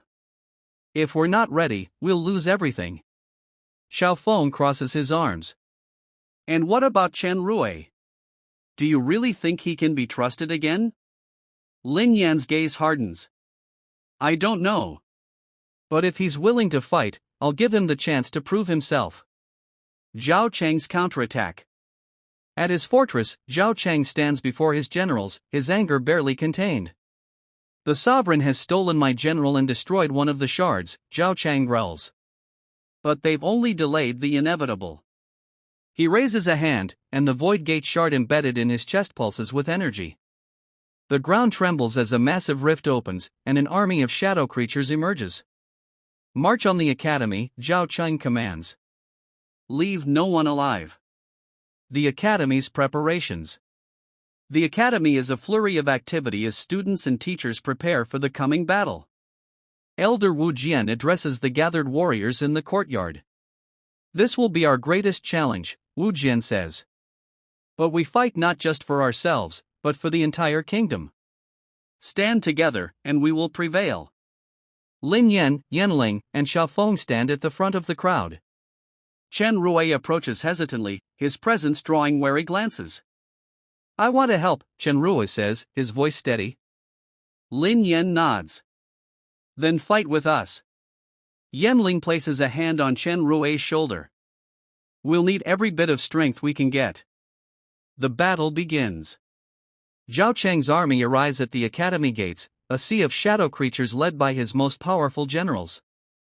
The sky darkens as the void gate shard's energy spreads, creating an oppressive atmosphere.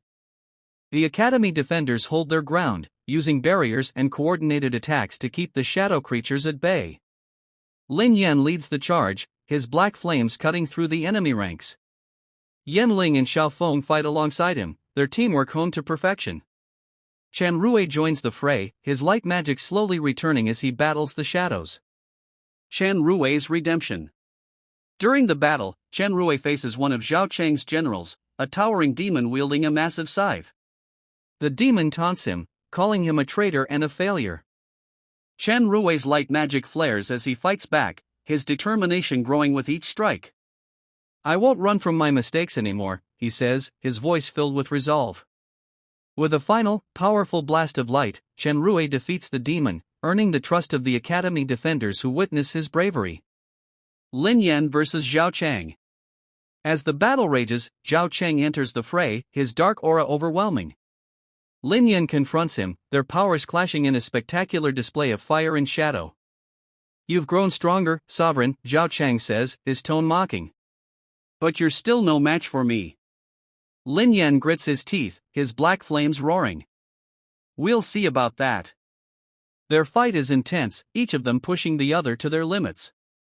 Lin Yan's flames begin to falter under Zhao Cheng's relentless attacks, but he refuses to back down. The turning point. Chen Rui joins the fight, his light magic combining with Lin Yan's flames to create a powerful attack. Together, they manage to weaken Zhao Cheng, forcing him to retreat. This isn't over, Zhao Cheng snarls as he vanishes into the shadows. Ending scene. The battle is won, but the cost is high. The academy lies in ruins, and many defenders have fallen. Lin Yan stands amidst the wreckage, his gaze fixed on the horizon.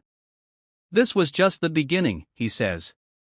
Zhao Cheng will return, and next time, he'll be stronger. Chen Rui steps forward, his expression determined. Then we'll be ready. The episode ends with the camera panning to the void gate, its ominous hum growing louder as cracks begin to form in its surface. Episode 14, The Secrets of the Void Gate. Opening scene. The camera opens on the void gate, its cracks pulsating with dark energy. Within its depths, shadowy figures writhe and whisper, their voices echoing ominously. Zhao Cheng stands before it, his expression a mix of frustration and anticipation. A robed figure approaches, a mysterious ally who has remained hidden until now. The figure bows and speaks in a raspy voice. The void gate is awakening, my lord. But the sovereign's interference has delayed its full power.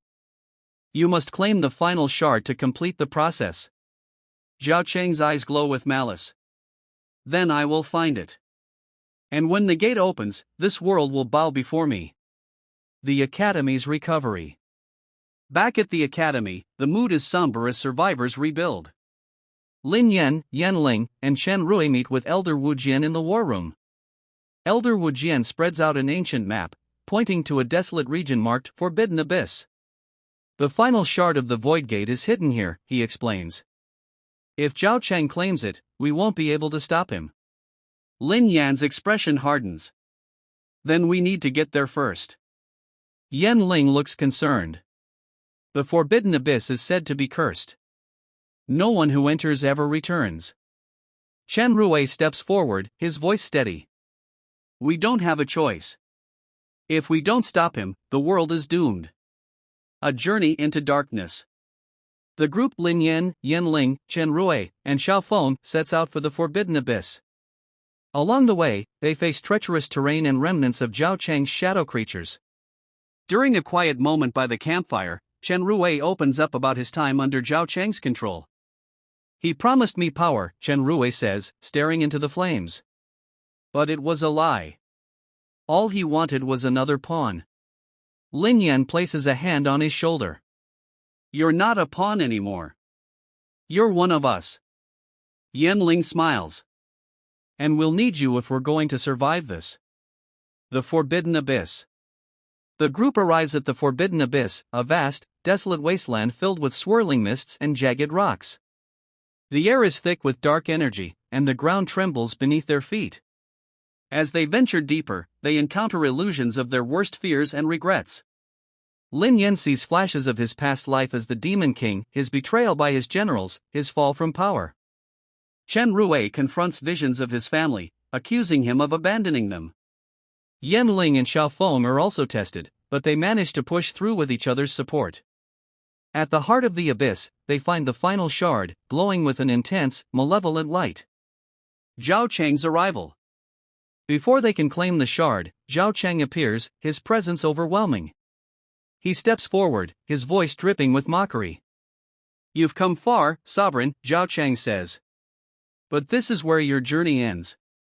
Lin Yan ignites his black flames. Not if I have anything to say about it. The group battles Zhao Cheng and his shadow creatures, their teamwork put to the ultimate test. The shard's power. During the battle, the final shard begins to react, its energy spilling into the surrounding area.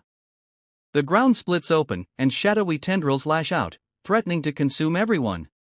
Chen Rui steps forward, his light magic flaring. We need to destroy it now. Lin Yan hesitates, sensing the shard's connection to his own power. If we destroy it, we might lose our only chance to seal the Void Gate. Yan Ling shouts, then we'll find another way. Trust us. A desperate move. Chen Rui channels all his light magic into the shard, shattering it in a blinding explosion. The shockwave knocks everyone back, and the shadowy tendrils vanish. Zhao Cheng staggers, his connection to the Void Gate weakened. He glares at Lin Yan. You've only delayed the inevitable. Before Lin Yan can respond, Zhao Cheng retreats into the shadows, his voice echoing ominously. The Void Gate will open, and when it does, you will kneel. The aftermath. The group regroups, battered but alive. Lin Yan helps Chen Rui to his feet, his expression unreadable. You saved us, Lin Yan says. But the fight isn't over. Chen Rui nods. Then we keep fighting. Ending scene. Back at the Void Gate, Zhao Cheng stands before the cracked structure, his anger palpable. The robed figure from before approaches, holding an ancient scroll. There is another way, my lord, the figure says. But it will require a great sacrifice. Zhao Cheng smirks. Then let the world tremble. I will have my victory. The camera pans to the Void Gate, its cracks glowing brighter as the whispers within grow louder. Episode 15, Origins of the Void Gate. Opening scene. The camera opens on the Void Gate, its cracks glowing ominously as shadowy whispers echo from within. The robed figure stands before Zhao Cheng in the darkened chamber, unrolling the ancient scroll. The Void Gate was not merely a weapon, the figure begins. It is a remnant of the primordial war, a gateway between this world and the abyss, where the ancient gods sealed their most dangerous creations. Zhao Cheng's eyes narrow. And you're certain this will grant me the power I need? The figure nods. The sovereign has delayed your plans, but if you can harness the abyssal core at the heart of the Void Gate, even he will be powerless to stop you. Zhao Cheng smirks. Then let the world prepare for its reckoning. The Academy's next move. Back at the Academy, Lin Yan and the group gather in Elder Wu Jian's chambers. The Elder has uncovered an ancient artifact, a crystalline orb that pulses faintly with light. This is the celestial beacon, Wu Jian explains. It was created by the first sovereign to counter the Void Gate's power. If we can activate it, we might be able to seal the gate for good. Yanling frowns. What's the catch? Wu Jian hesitates. The beacon's power is dormant. To awaken it, you'll need to retrieve the essence of balance from the Temple of Equinox. Xiaofeng raises an eyebrow. Let me guess. The temple is in another cursed, dangerous place? Wu Jian nods gravely. The temple lies deep within the eternal forest, where time and space are distorted. Few who enter ever return. Lin Yan's expression is resolute. Then we'll retrieve the essence. We don't have a choice. A glimpse of the past. As the group prepares for their journey, Lin Yan meditates in his chambers. He's suddenly pulled into a vision of his past life as the Demon King. In the vision, Lin Yan stands in a vast battlefield, facing a younger version of the first sovereign. The sovereign holds the celestial beacon, its light blinding as it pushes back Lin Yan's dark magic. You sought power to control the world, the sovereign says, his voice echoing. But true strength lies in protecting those who cannot protect themselves. The vision shifts, showing Lin Yan standing before the Void Gate, his own generals betraying him to seal him away. Lin Yan awakens with a start, his black flames flickering around him. I won't let history repeat itself, he mutters. The Eternal Forest. The group enters the Eternal Forest, a labyrinth of towering trees and shimmering mists. Time and space seem to shift around them, creating illusions and disorienting their senses. At one point, they find themselves walking in circles, returning to the same clearing despite taking different paths. Yanling grows frustrated. This is impossible. How are we supposed to find the temple? Chen Rui steps forward, his light magic faintly illuminating the path ahead. The forest is testing us. We need to stay focused. As they press on, the group encounters shadowy manifestations of their fears and doubts. Lin Yan sees visions of his past as the Demon King, his hands stained with blood. Yanling confronts a younger version of herself, accused of abandoning her family for power. Xiaofeng faces the specter of his father, berating him for his failures. Chen Rui, however, remains calm, his light magic guiding them through the illusions. These shadows can't hurt us, he says. They're just reflections of what we fear most. The Temple of Equinox. After overcoming the forest's trials, the group arrives at the Temple of Equinox, a massive structure made of white and black stone, perfectly balanced in design. Inside, they find the essence of balance floating above an altar, its light and shadow swirling in harmony. However, as they approach, the temple begins to tremble, and a massive guardian, an ethereal being of light and shadow, emerges to protect the artifact. The trial of balance. The guardian speaks in a deep, resonant voice. Only those who are in harmony with themselves may claim the essence. Prove your worth. The group is separated into individual trials, each forced to confront their inner conflicts. Lin Yan faces his identity as both the Demon King and the Sovereign. He realizes that his past doesn't define him, his choices now do. Yanling confronts her guilt over leaving her family, understanding that her strength comes from her love for them. Xiaofeng accepts that he doesn't need to live up to anyone else's expectations, only his own. Chen Rui forgives himself for his past mistakes, embracing his role as a protector. When they emerge from their trials, the guardian nods in approval and grants them the essence of balance. Zhao Cheng's revelation. Meanwhile, Zhao Cheng studies the abyssal core, his connection to the Void Gate growing stronger. He learns that the gate's true purpose is not just to unleash destruction but to rewrite reality itself. The sovereign thinks he can stop me, Zhao Cheng says, his voice filled with conviction. But I will reshape this world in my image. No one will stand in my way. Ending scene. The group returns to the academy with the essence of balance, ready to activate the celestial beacon. Lin Yan stands on the academy's highest tower, gazing at the distant horizon where the Void Gate looms. We have the power to stop him, Lin Yan says, his black flames flickering. But the cost will be great. The camera pans to the Void Gate, now glowing with a mix of light and shadow as the abyssal core awakens. The whispers grow louder, forming a single word, rebirth. Episode 16, Activating the Celestial Beacon. Opening Scene. The episode begins with the academy shrouded in twilight. Lin Yan, Yanling, Chen Rui, Xiaofeng, and Elder Wu Jian gather in the central hall where the celestial beacon rests on a pedestal. The essence of balance glows faintly in Chen Rui's hands, pulsing in sync with the beacon. Elder Wu Jian steps forward, his tone grave. The celestial beacon is our last hope. Once activated, its light can seal the void gate. But this power comes at a price. Yanling frowns. What kind of price? Wu Jian hesitates before answering. The beacon draws on the life force of its wielder. Whoever channels its power may not survive. The group exchanges uneasy glances. Lin Yan steps forward, his voice steady. If that's what it takes, I'll do it.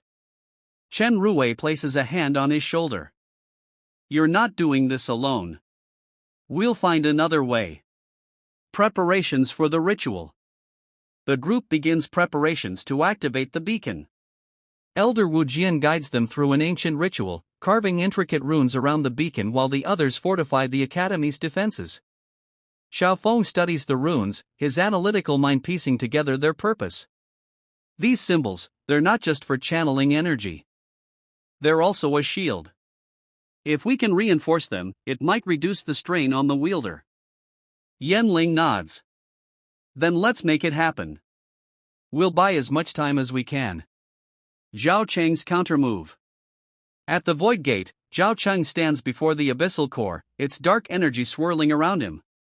The robed figure watches silently as Zhao Cheng raises his hands, channeling the core's power. The sovereign and his allies think they can stop me, Zhao Cheng says, his voice echoing with dark power. But the gate is awakening. Soon, this world will bow to me. The robed figure steps forward. The celestial beacon will interfere with the gate's awakening. We must strike before they can activate it. Zhao Cheng smirks. Then let us pay them a visit. The attack on the academy. As the ritual nears completion, the sky darkens, and an ominous hum fills the air. Zhao Cheng's forces descend upon the academy, shadow creatures swarming the walls. Lin Yan and the others rush to defend the academy, their combined powers holding the enemy at bay. Yanling's lightning magic crackles through the air, while Xiaofeng's precision strikes take down shadow creatures with ease. Chen Rui's light magic shines brightly, pushing back the darkness. We need to hold them off until the beacon is ready, he shouts. Lin Yan versus Zhao Cheng. Zhao Cheng enters the battlefield, his dark aura suffocating. Lin Yan confronts him, their powers colliding in a spectacular clash of black flames and shadow energy. You can't stop this, Sovereign, Zhao Cheng taunts. The void gate will open, and this world will be reborn in my image. Lin Yan grits his teeth, his flames roaring. Not while I'm still standing. Their battle is intense, each attack shaking the ground. Lin Yan begins to falter under Zhao Cheng's relentless assault, but he refuses to back down. Activating the beacon. Inside the academy, Elder Wu Jian completes the final rune, and the celestial beacon begins to glow. Chen Rui steps forward, holding the essence of balance. I'll do it, Chen Rui says, his voice firm. My light magic is the only thing strong enough to channel this power. Yanling grabs his arm. You don't have to do this alone. Chen Rui smiles faintly. It's not just about me. It's about all of us. Trust me. He places the essence of balance into the beacon, and a blinding light fills the room. The beacon's energy surges, spreading across the battlefield and weakening the shadow creatures. The turning point. As the beacon's light spreads, Zhao Cheng falters, his connection to the void gate disrupted. Lin Yan seizes the opportunity, unleashing a devastating attack that forces Zhao Cheng to retreat. You've delayed the inevitable, Zhao Cheng snarls before vanishing into the shadows. The remaining shadow creatures dissolve as the beacon's light washes over the battlefield. Aftermath. The group regroups in the academy's central hall. Chen Rui collapses from exhaustion, his light magic nearly depleted. Lin Yan helps him to his feet, his expression a mix of gratitude and concern. You did it, Lin Yan says. Chen Rui smiles weakly. It's not over yet. The void gate is still out there. Elder Wu Jian examines the beacon, its light now dim. The beacon's power has bought us time, but it won't last forever. We must prepare for the final battle. Ending scene. The camera pans to the void gate, its cracks glowing brighter than ever. Inside, the abyssal core pulses with dark energy, its whispers growing louder. Zhao Cheng stands before the gate, his expression twisted with rage and determination. They think they've won. But the gate is awakening, and when it does, nothing will stop me. The episode ends with the gate emitting a deafening roar, its energy spilling into the sky as the final confrontation looms. Episode 17, The Abyss Awakens. Opening scene. The void gate looms ominously, its cracks glowing with dark energy as the abyssal core pulses within. The robed figure kneels before Zhao Chang, who stands with his arms crossed, his expression cold and calculating. My lord, the beacon's interference has weakened our forces, but the abyssal core is nearly ready, the robed figure reports. Zhao Cheng smirks. Good. Let the sovereign cling to his fleeting victory. When the gate fully awakens, his beacon will be nothing but a flicker. The camera zooms into the abyssal core, where shadowy forms writhe, whispering promises of destruction and power. The Academy's despair. Back at the Academy, the atmosphere is tense. Lin Yan, Yanling, Chen Rui, Xiaofeng, and Elder Wu Jian gather around the dimly glowing celestial beacon. The beacon bought us time, but its power is fading, Wu Jian says, his tone grim. We need to act before the void gate reaches full power. Chen Rui, still recovering from the beacon's activation, speaks up. What about the abyssal core? If we destroy it, won't the gate collapse? Wu Jian nods. Yes, but reaching the core will be nearly impossible. The gate is protected by powerful wards in Zhao Cheng's forces. Lin Yan clenches his fists. Then we'll break through. We can't let him win. Yanling places a hand on his shoulder. We're with you, but we need a plan. Charging in blindly won't work. The plan to strike. Xiaofeng studies a map of the void gate's surroundings, his sharp mind piecing together a strategy. The gate's wards are strongest at the front, but there's a weak point here, Xiaofeng says, pointing to a narrow canyon. If we can slip through unnoticed, we might reach the core before Zhao Chang realizes we're there. Wu Jian nods. It's risky, but it might be our best chance. I'll prepare a spell to weaken the wards further, but it will take time. Lin Yan looks at his team. We've faced worse odds. Let's move. The journey to the void gate. The group sets out under cover of darkness, navigating treacherous terrain and avoiding patrols of shadow creatures. Along the way, they share quiet moments of reflection. Yanling walks beside Lin Yan, her voice soft. You've changed, you know. When we first met, you were so closed off. Now, you're leading us. Lin Yan glances at her, a faint smile tugging at his lips. I guess I've had good people to learn from. Chen Rui, walking ahead, overhears and grins. Don't get too sentimental. We've still got a demon king to deal with. The canyon ambush. As they approach the canyon, the group is ambushed by a squad of elite shadow creatures. These beings are faster and stronger than any they've faced before, their dark magic crackling in the air.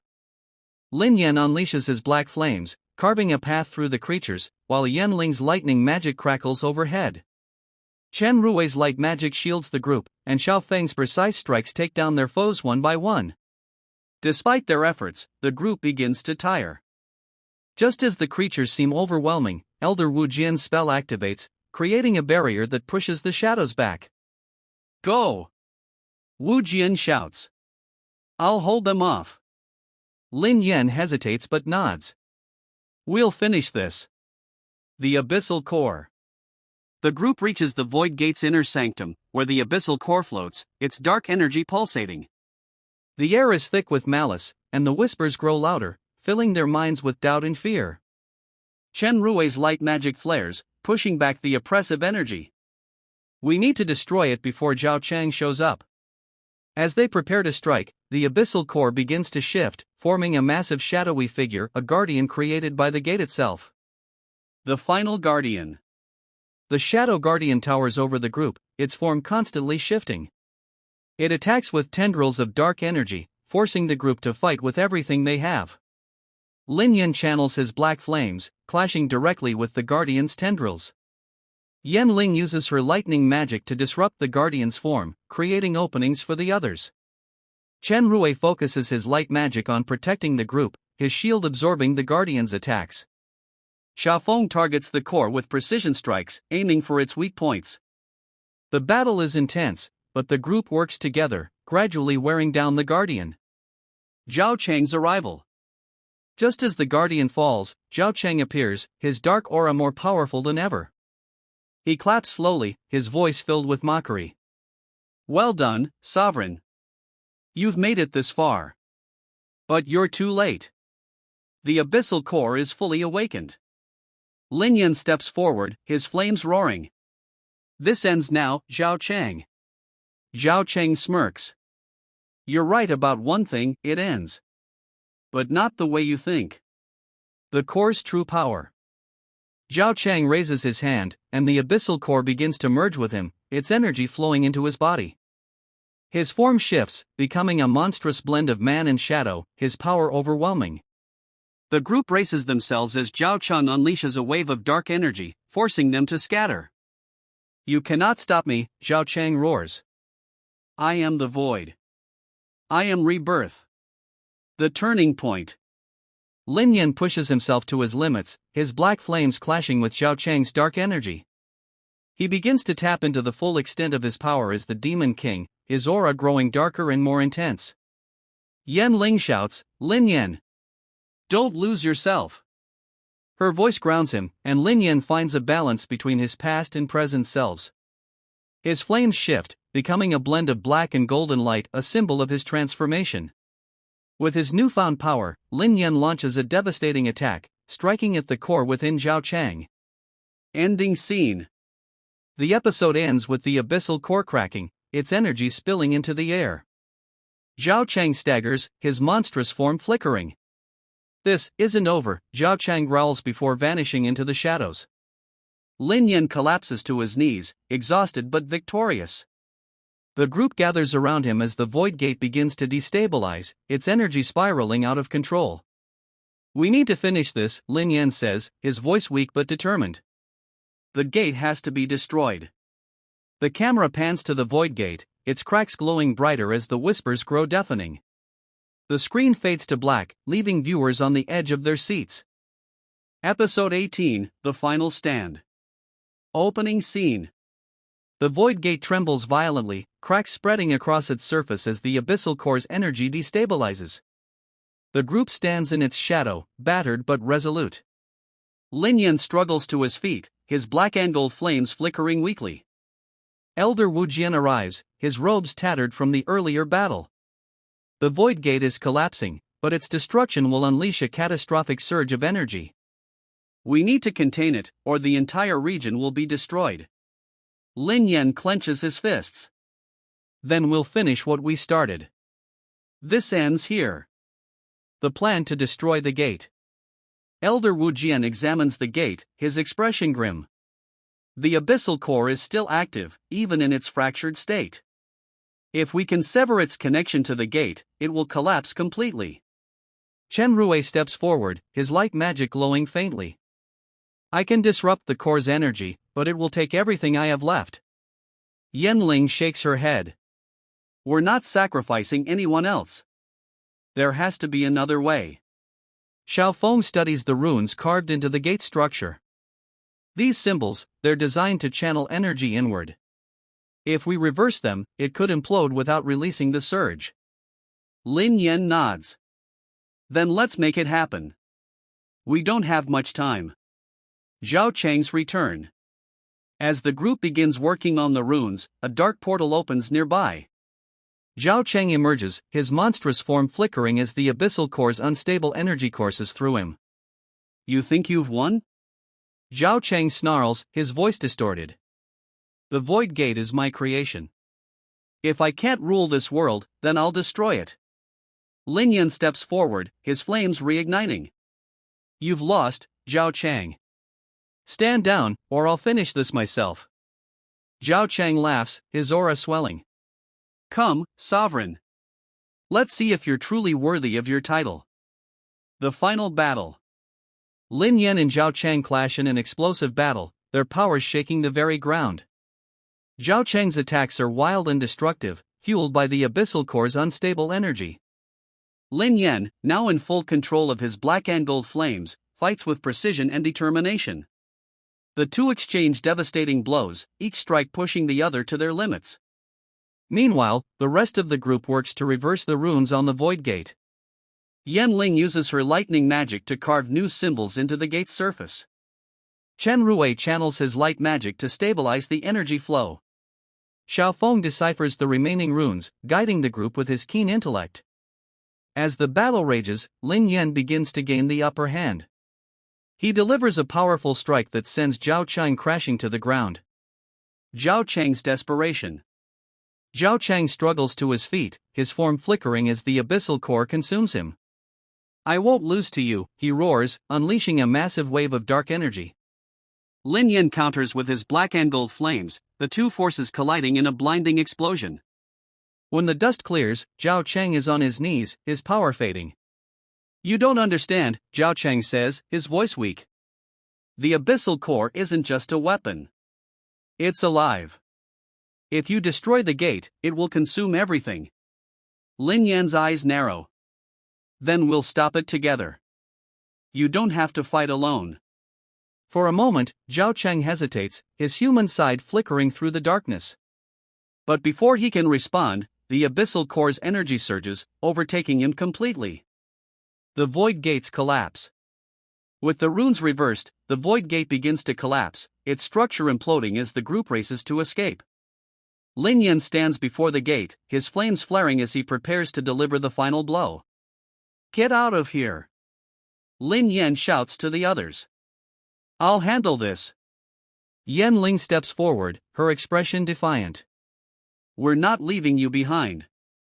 Chen Rui and Xiaofeng nod, their determination unwavering. Together, the group channels their combined magic into the gate, severing the abyssal core's connection. The abyssal core's final form. As the gate collapses, the abyssal core emerges, taking on a massive, monstrous form. Its shadowy tendrils lash out, threatening to engulf everything. Lin Yan steps forward, his flames burning brighter than ever. This ends now. With a final surge of power, Lin Yan unleashes a devastating attack, his black and gold flames engulfing the abyssal core. The creature lets out a deafening roar as it disintegrates, its energy dissipating into the void. Aftermath. The battlefield falls silent as the Void Gate collapses completely, leaving behind a smoking crater. The group regroups, battered but alive. Lin Yan collapses to his knees, his flames flickering out. Yan Ling rushes to his side, helping him up. You did it, she says, her voice filled with relief. Elder Wu Jian approaches, his expression solemn.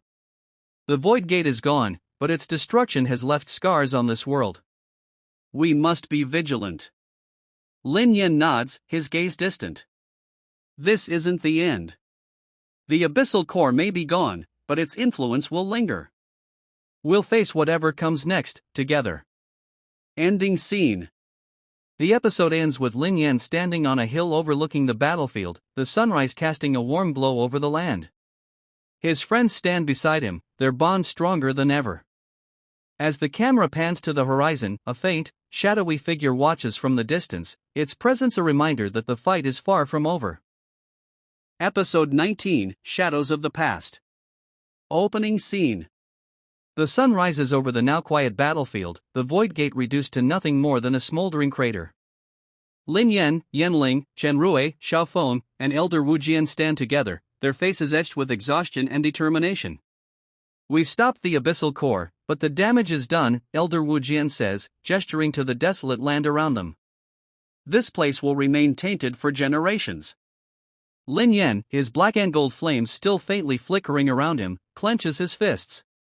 Then we'll rebuild. This world deserves peace. Yan Ling places a hand on his shoulder.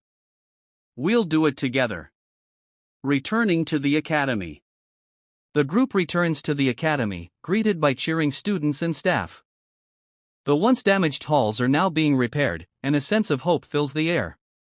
Lin Yan is approached by the headmaster, an elderly mage named Master Chiu. You've done more than anyone could have asked, Lin Yan. But I sense your journey is far from over. Lin Yan nods.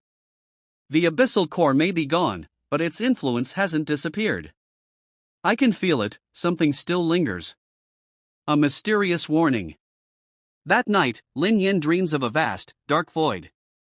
In the center stands a figure cloaked in shadows, their eyes glowing with an eerie light. You think you've won, the figure whispers, their voice echoing. The abyssal core was only a fragment of what lies beyond. The true darkness is coming. Lin Yan wakes in a cold sweat, the words ringing in his ears. He steps outside, gazing at the stars as Yan Ling joins him. Another dream, she asks softly. He nods. It wasn't just a dream. It felt real, like a warning. Yan Ling frowns. Then we need to be ready. Whatever's coming, we'll face it together. A new threat emerges. The next day, strange reports begin to arrive from nearby villages. People speak of shadowy figures appearing at night, stealing away livestock and leaving behind strange, glowing symbols. Elder Wu Jian studies the symbols, his expression dark. These are remnants of the abyssal core's power. Someone or something is trying to harness it. Xiao Feng, ever the strategist, suggests investigating the villages. If we can find the source, we might be able to stop this before it spreads. Lin Yan agrees. We'll split up. Cover more ground and gather as much information as we can. The investigation. The group divides into pairs to investigate the affected villages. Lin Yan and Yan Ling travel to a remote village near the mountains, where they encounter frightened villagers who describe seeing shadowy creatures. Chen Rui and Xiao Feng head to a riverside settlement, where they discover glowing runes carved into the rocks. Elder Wu Jian stays at the academy, working to decipher the symbols and their connection to the abyssal core. During their investigations, Lin Yan and Yan Ling encounter a young boy who claims to have seen the shadowy figure up close.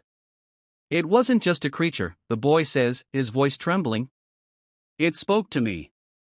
It said the herald of the abyss is coming. Lin Yan's expression hardens. The herald of the abyss? What does that mean? The boy shakes his head. I don't know. But it's coming soon. The first encounter. That night, the group reunites in a forest clearing to share their findings. As they discuss their next steps, the air grows cold, and a strange mist begins to form around them. From the shadows emerges a tall, cloaked figure, their presence radiating malice. So, you're the ones who destroyed the Void Gate, the figure says, their voice smooth and mocking. Lin Yan steps forward, his flames igniting. Who are you? The figure chuckles. I am merely a servant of the Herald. But you may call me Xian Luo. And I'm here to deliver a message. Before anyone can react, Xian Luo raises their hand, summoning shadow creatures to attack. The group fights back, their teamwork honed from previous battles. Lin Yan engages Xian Luo directly, their powers clashing in a fierce duel. Yan Ling uses her lightning magic to hold off the shadow creatures. Chen Rui and Xiao Feng work together to protect the group, their combined strategies proving effective.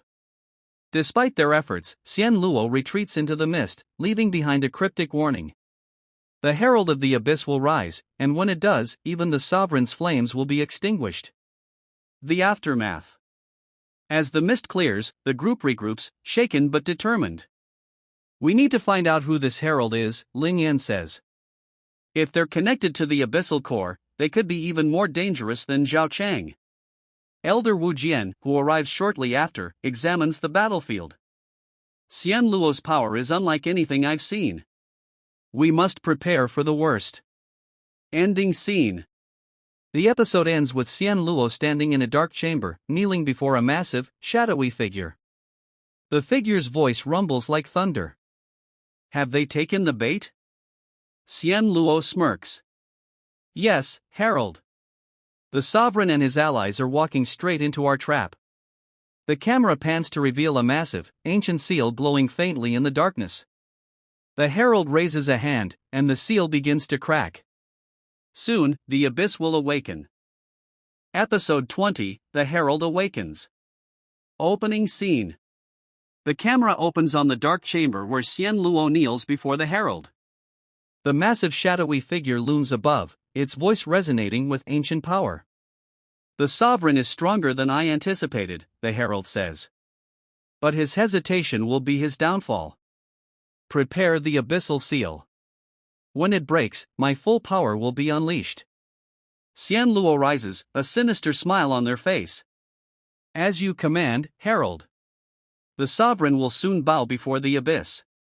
The camera pans to the glowing seal, cracks spreading across its surface as the herald's power intensifies. The Academy's preparations. At the Academy, Lin Yan and his allies prepare for the coming storm. Elder Wu Jian gathers the remaining mages, instructing them to fortify the Academy's defenses. "We cannot underestimate the herald," Wu Jian warns. "If the abyssal seal breaks, it will unleash a power far greater than the Void Gate." Lin Yan stands before the gathered mages, his voice steady but firm.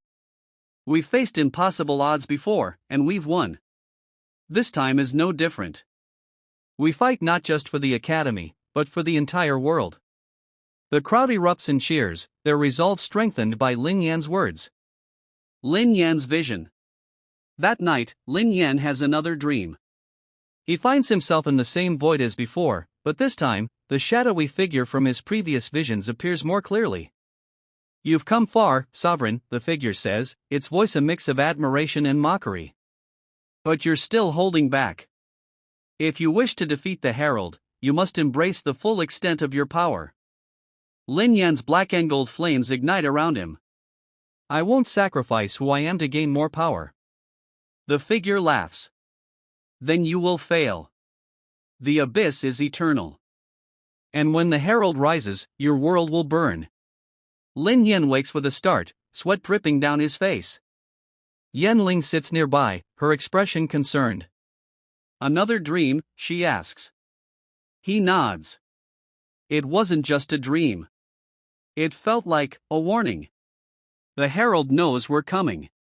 The abyssal seal.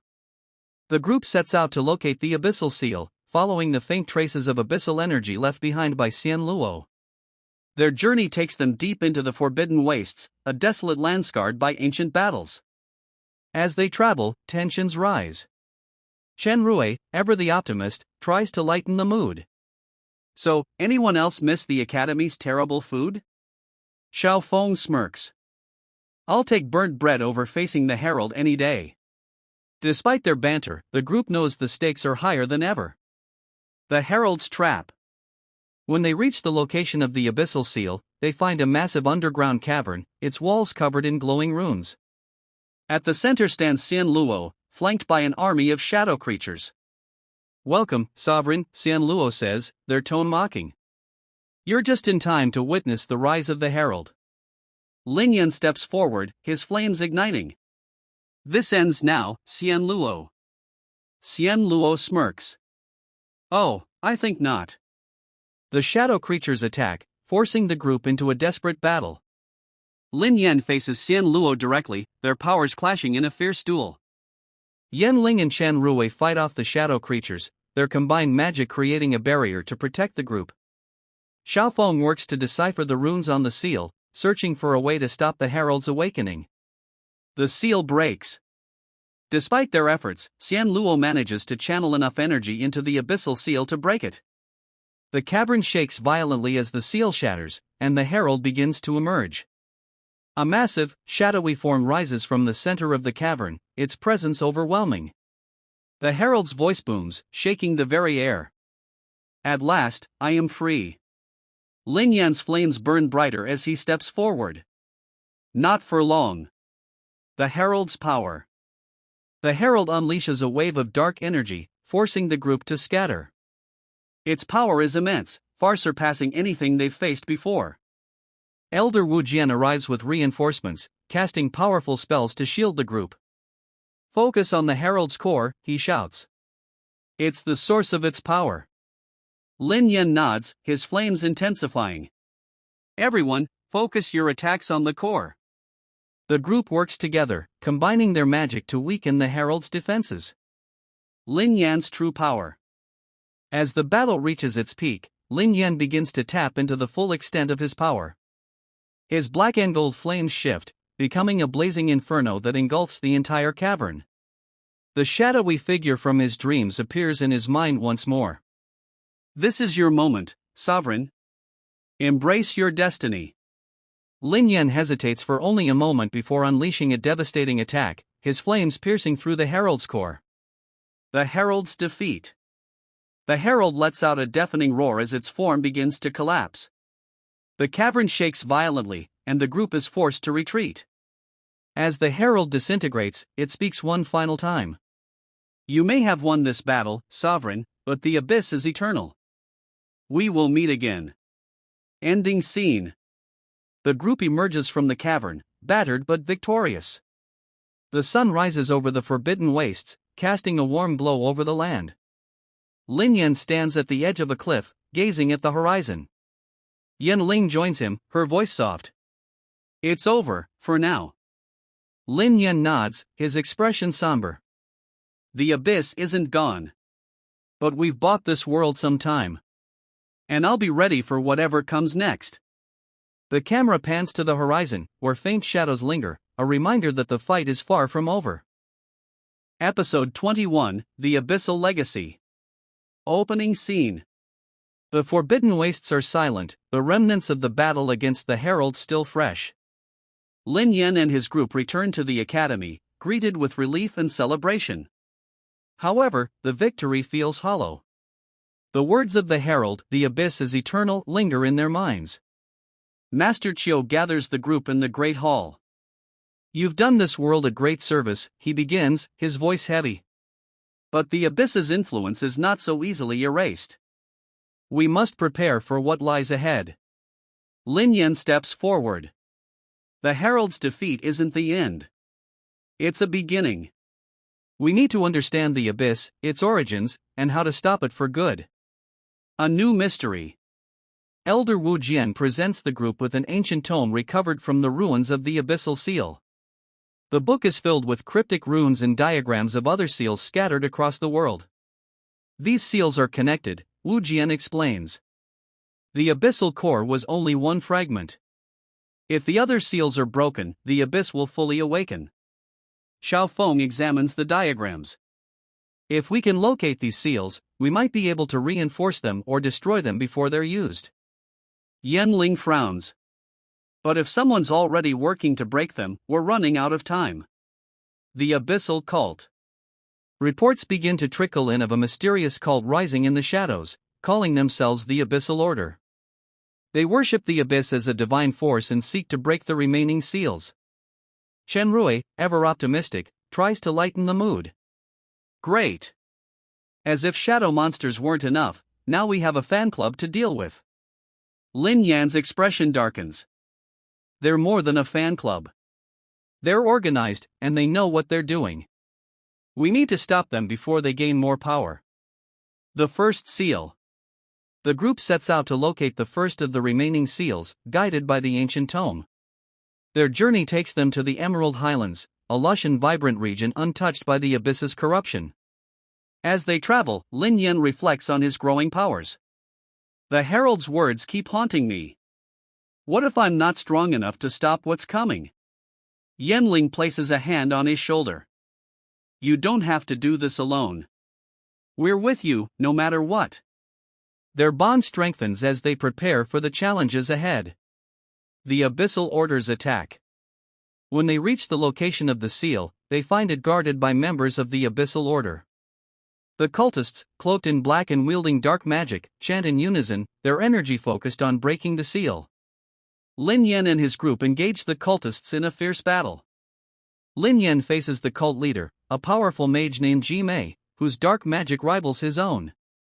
Yan Ling and Chen Rui take on the cultists, using their combined magic to disrupt the ritual. Xiao Feng works to decipher the runes on the seal, searching for a way to stabilize it. Despite their efforts, Ji Mei manages to weaken the seal, causing cracks to form. Lin Yan's awakening. As the battle intensifies, Lin Yan feels a surge of power within him. The shadowy figure from his dreams appears in his mind once more. You've only scratched the surface of your potential, the figure says. Embrace the darkness within you, and you will become unstoppable. Lin Yan hesitates, torn between his desire for power and his fear of losing himself. Yan Ling's voice breaks through his thoughts. Lin Yan, we need you. Her words ground him, and he channels his black and gold flames, unleashing a powerful attack that drives Ji Mei back. The seal is saved. With Ji Mei defeated, the group manages to stabilize the seal. However, the cracks remain, a stark reminder of how close they came to failure. Ji Mei, wounded but defiant, smirks. You may have won this battle, Sovereign, but the abyss cannot be stopped. The other seals will fall, and when they do, you'll wish you had joined us. She disappears into the shadows, leaving the group to ponder her words. Aftermath. As they leave the Emerald Highlands, the group reflects on their victory. We stopped them this time, Chen Rui says, but it's only going to get harder from here. Xiao Feng nods. We need to find the other seals before the Abyssal Order does. Lin Yan, his resolve stronger than ever, looks to the horizon. We'll find them. And we'll stop the abyss for good. Ending scene. The episode ends with Ji Mei kneeling before a massive, shadowy figure in a dark temple. The figure's voice rumbles with anger. You failed to break the seal. Ji Mei bows her head. Forgive me, Master. The Sovereign's power is greater than we anticipated. The figure steps forward, its form towering over her. Then we will deal with him personally. The Sovereign will fall, and the abyss will rise. The camera pans to a map on the wall, marked with the locations of the remaining seals, as the figure's laughter echoes through the chamber. Episode 22, The Abyssal Order's Gambit. Opening scene. The Abyssal Order's dark temple is filled with cultists chanting in unison, their voices resonating with power. Ji Mei stands before the shadowy figure, her wounds healed but her pride still wounded. The Sovereign grows stronger, Ji Mei admits. His power is unlike anything we've seen. The shadowy figure, now revealed as Grandmaster He Yen, steps into the light. His form is human, but his presence exudes an unnatural aura. Then we must strike where he is weakest, his humanity. If the Sovereign falters, the seals will fall. He Yen places a hand on a glowing orb, revealing Lin Yan's allies. We'll exploit their bonds. Break the chain, and the Sovereign will crumble. At the Academy. Back at the Academy, Lin Yan and his group prepare for their next mission.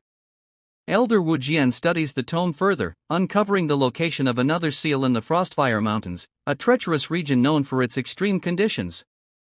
Yan Ling, ever the strategist, plans their route. The Frostfire Mountains are dangerous, even without the Abyssal Order. We'll need to be prepared for anything. Lin Yan nods. The Order won't stop. We have to stay ahead of them. A rift in the group. As they set out, tensions begin to rise within the group. The pressure of their mission weighs heavily on everyone, and small disagreements escalate into arguments. Chen Rui, usually the peacemaker, tries to lighten the mood. Come on, guys. We've faced shadow monsters and cultists. A little cold weather can't be that bad. Xiao Feng, however, snaps. This isn't a joke, Chen Rui. One mistake, and we could lose everything. Lin Yan intervenes, his voice firm. Enough. We need to stay united. The Abyssal Order is counting on us to fall apart. The group reluctantly agrees, but the tension remains. The Frostfire Mountains. The Frostfire Mountains are as perilous as their name suggests. The group battles through blizzards, treacherous ice, and sudden eruptions of fire. Along the way, they encounter strange phenomena, whispers in the wind, flickering shadows, and glimpses of figures that vanish when approached. Yan Ling shivers as she looks around. This place feels alive. Like it's watching us. Lin Yan's flames flicker faintly, struggling against the cold. It's the abyss's influence. The closer we get to the seal, the stronger it becomes. The Abyssal Order's trap. As they near the seal, the group is ambushed by Abyssal Order cultists. Jime leads the attack, her dark magic amplified by the environment. Did you really think we wouldn't be ready for you? Jime taunts, her voice echoing through the icy canyon. The group fights back, but the cultists' numbers and the harsh conditions make it a difficult battle. Lin Yan faces Jime once again, their powers clashing in a display of fire and shadow. Yanling and Chen Rui work together to hold off the cultists, their magic forming a protective barrier. Xiaofeng focuses on deciphering the runes around the seal, searching for a way to stabilize it. A devastating loss. As the battle rages, Jime reveals her true plan. She casts a powerful spell that targets Yanling, trapping her in a sphere of dark energy. Let's see how the sovereign fares without his precious ally, Jime sneers. Lin Yan's flames roar to life as he tries to free Yanling, but the spell resists his power. Jime retreats, leaving behind a cryptic warning. The abyss feeds on despair. And yours will be its greatest feast. Despite their best efforts, the group cannot break the spell. Yanling remains trapped, her energy fading. Lin Yan's despair. Back at the academy, Lin Yan isolates himself, consumed by guilt and frustration. He blames himself for failing to protect Yanling and questions his ability to lead. Elder Wu Jian finds him in the training grounds, where Lin Yan unleashes his flames in a desperate attempt to grow stronger. You can't save her by destroying yourself, Wu Jian says calmly. Lin Yan collapses to his knees. I'm supposed to be the sovereign. But I can't even protect the people I care about. Wu Jian places a hand on his shoulder. Strength isn't just about power. It's about trust. Your allies believe in you. You need to believe in them and in yourself. A new resolve. Lin Yan gathers the group, his determination renewed. We're going to save Yanling. No matter what it takes. Chen Rui nods, his usual humor replaced with a rare seriousness. She'd do the same for us. Xiaofeng adds, the spell Jime used was connected to the abyss. If we can learn more about its nature, we might find a way to break it. Elder Wu Jian suggests seeking out an ancient artifact known as the Mirror of Clarity, said to reveal the true nature of any magic. However, the mirror is guarded by a powerful guardian in the Azure Abyss. Ending scene. The episode ends with the group preparing to embark on their next journey. Yanling's trapped form is shown in the background, her faint heartbeat echoing as a reminder of the stakes. Meanwhile, in the Abyssal Order's temple, Jime kneels before He Yin. The sovereign is weakening, Jime reports. His heart is vulnerable. He Yin smirks. Good. When the time is right, we'll strike the final blow.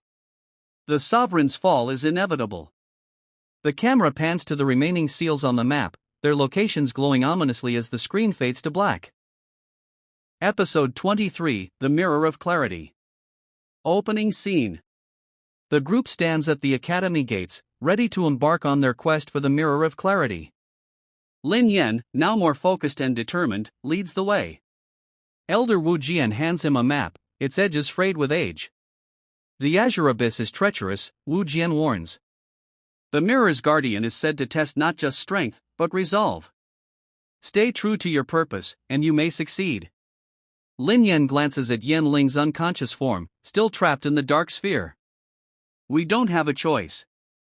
We'll bring her back. The journey to the Azure Abyss. The group travels across the continent, facing natural and magical obstacles. The closer they get to the Azure Abyss, the more the environment shifts, rivers glow with ethereal light, and the air hums with ancient magic. Chen Rui, trying to lighten the mood, points to the glowing rivers. Think they're safe to swim in? Xiaofeng smirks. Only if you want to glow in the dark for the rest of your life. Despite their banter, the group remains on edge, aware that the Abyssal Order could strike at any moment. The Abyssal Order's interference. As they near the Azure Abyss, the group is ambushed by Abyssal Order cultists. This time, they are led by a new figure, a stoic warrior named Bai Zhu, wielding a massive blade infused with abyssal energy. Bai Zhu blocks their path, his voice calm but menacing. Turn back, sovereign. The mirror is not yours to claim. Lin Yan steps forward, his flames igniting. You'll have to stop us first. The group engages in a fierce battle. Lin Yan clashes with Bai Zhu, their powers shaking the earth around them. Chen Rue and Xiao Feng fight off the cultists, using their magic to hold the line. Bai Shu proves to be a formidable opponent, but Lin Yan's resolve pushes him to new heights. With a powerful strike, he forces Bai Zhu to retreat, though the warrior promises they will meet again. The Azure Abyss. The group finally reaches the Azure Abyss, a massive cavern filled with shimmering blue crystals. At its center stands the Mirror of Clarity, glowing with an otherworldly light. As they approach, the guardian of the mirror emerges, a towering, serpentine creature with scales that glisten like the stars. Its voice echoes through the cavern. Those who seek the mirror must prove their worth. Show me the truth of your hearts. The trials of the mirror. The guardian splits the group, forcing each member to face their own trial.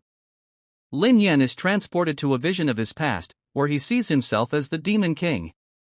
He is confronted by the lives he destroyed and the choices he made. The shadowy figure from his dreams appears, mocking him. This is who you truly are. Do you think you can change that? Lin Yan's flames flare as he replies, I can't erase my past. But I can decide my future.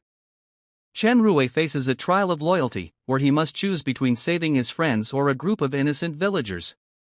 He realizes that his strength lies in his ability to inspire hope, and he finds a way to save both. Xiao Feng is tested on his intellect, tasked with solving a complex magical puzzle that represents his fear of failure. He overcomes it by trusting in his instincts and the lessons he's learned. The Mirror's Revelation. The group reunites, having passed their trials. The guardian nods approvingly and allows them to approach the mirror. Lin Yan gazes into the Mirror of Clarity, its surface rippling like water. It reveals the dark magic binding Yanling and the key to breaking it, a rare herb known as the Lunar Orchid, hidden deep within the abyssal forest. The mirror also shows a glimpse of the Abyssal Order's true leader, a cloaked figure with glowing red eyes, standing before an army of shadows. Lin Yan clenches his fists. We're running out of time. A new ally. As they leave the Azure Abyss, they encounter a mysterious woman named Mei Lian, who claims to know the location of the Lunar Orchid. She offers to guide them but warns of the dangers they'll face. Chen Rue eyes her suspiciously. And why would you help us? Mei Lian smirks. Let's just say I have my own reasons for wanting the Abyssal Order stopped. Despite their reservations, the group agrees to let her join them, knowing they'll need all the help they can get. Ending scene. The episode ends with the group setting out for the Abyssal Forest, their resolve stronger than ever. Meanwhile, back at the Abyssal Order's temple, He Yan watches their progress through a magical orb. They've found the mirror, Ji Mei reports, her tone bitter. He Yan smiles darkly. Good. Let them find the Lunar Orchid. It will lead them straight into our trap. The camera pans to a map of the Abyssal Forest, where shadowy figures move in the darkness, waiting for the group's arrival. Episode 24, The Abyssal Forest. Opening scene. The Abyssal Forest looms before the group, its dense canopy blocking out the sunlight. The air is thick with magic, and strange whispers echo through the trees. Mei Lian leads the way, her movements confident but cautious. Lin Yan glances at her. You've been here before? Mei Lian nods. Once. The Lunar Orchid grows in the heart of the forest, but it's guarded by creatures that even the abyss fears. Chen Rue mutters, Great. More things that want to kill us. The forest's trials. As they journey deeper, the forest seems to come alive, testing each member of the group. Lin Yan is separated from the group and faces illusions of his greatest fears, including losing his friends and succumbing to his past as the Demon King. Chen Rue is lured by a voice offering him power in exchange for abandoning the group. He resists, reaffirming his loyalty. Xiao Feng is forced to solve a magical riddle that threatens to trap him in an endless loop of time. Mei Lian proves her worth by guiding them through these trials, her knowledge of the forest saving them multiple times. The Lunar Orchid. The group finally reaches the heart of the forest, where the lunar orchid grows atop a glowing pedestal. However, as Lin Yen approaches, a massive shadowy beast emerges, its form shifting and writhing like liquid darkness. The beast roars, its voice shaking the ground. None shall claim the orchid. Leave, or face annihilation. Lin Yen steps forward, his flames igniting. We don't have a choice. The group battles the beast in an intense fight. Lin Yen channels his black and gold flames, clashing directly with the beast. Mei Lian uses her agility and enchanted daggers to weaken the creature. Chen Rui and Xiao Feng work together to create a barrier that protects the lunar orchid from the beast's attacks. After a fierce struggle, Lin Yen delivers the final blow, his flames piercing the beast's core. The creature dissolves into shadows, leaving the lunar orchid unguarded. The Abyssal Order's ambush. As the group retrieves the orchid, Ji Mei and Bai Zhu appear with a squad of cultists. You've done well to survive this far, Ji Mei sneers. But this is where your journey ends. Lin Yen and the group prepare to fight, but Mei Lian steps forward, revealing her true allegiance. Not yet. She attacks Ji Mei, catching the cultists off guard. The battle is chaotic, with Mei Lian proving to be a formidable ally. Ji Mei and Bai Zhu retreat, vowing revenge. The orchid's power. The group returns to the academy and uses the lunar orchid to break the spell binding Yanling. She awakens, weak but alive, her gratitude shining in her eyes. Lin Yen kneels beside her. I'm sorry I couldn't protect you. Yanling smiles faintly. You brought me back. That's all that matters. Ending scene. As the group celebrates their victory, Elder Wu Jian approaches with grim news. The Abyssal Order has begun breaking the remaining seals. The final battle is upon us. The camera shifts to He Yen, standing before a massive seal surrounded by cultists. His voice echoes with power. The Sovereign will come. And when he does, the abyss will consume him. Episode 25, The Final Seal. Opening scene. The group stands on a cliff overlooking the Abyssal Order's stronghold, where the final seal is located. The air is thick with tension as they prepare for the ultimate battle. Lin Yen addresses the group. This is it. If we fail here, the abyss will consume everything. But if we stand together, we can stop them. Yanling steps forward, her strength returned. We've come too far to give up now. The final battle. The group infiltrates the stronghold, fighting through waves of cultists. The stronghold is a massive labyrinth filled with traps and abyssal creatures. Lin Yen leads the charge, his flames lighting the way. Mei Lian uses her knowledge of the Order's tactics to outmaneuver their enemies. Chen Rui and Xiao Feng provide support, using their magic to disable traps and hold off reinforcements. At the heart of the stronghold, they find He Yen, who has nearly broken the final seal. The Sovereign versus He Yen. Lin Yen confronts He Yen, their powers clashing in a battle that shakes the entire stronghold. He Yen taunts him. You think you can escape your destiny? You are the Abyss's chosen vessel. Lin Yan's flames burn brighter as he replies, I choose my own path. And I choose to protect this world. The battle is fierce, with He Yen drawing power from the abyss itself. The group fights alongside Lin Yen, their combined strength finally overwhelming He Yen. The seal is saved. With He Yen defeated, Lin Yen channels his flames to stabilize the final seal. The stronghold begins to collapse as the abyss's influence wanes. The group escapes just in time, watching as the stronghold crumbles into the earth. Ending scene. Back at the academy, the group reflects on their journey. Elder Wu Jian praises them for their bravery but warns that the abyss is not truly gone. Lin Yen stands at the academy gates, looking out at the horizon. This is just the beginning. But as long as we stand together, we can face anything. The camera pans to the remaining seals, now glowing faintly, as the screen fades to black. Season 1 ends.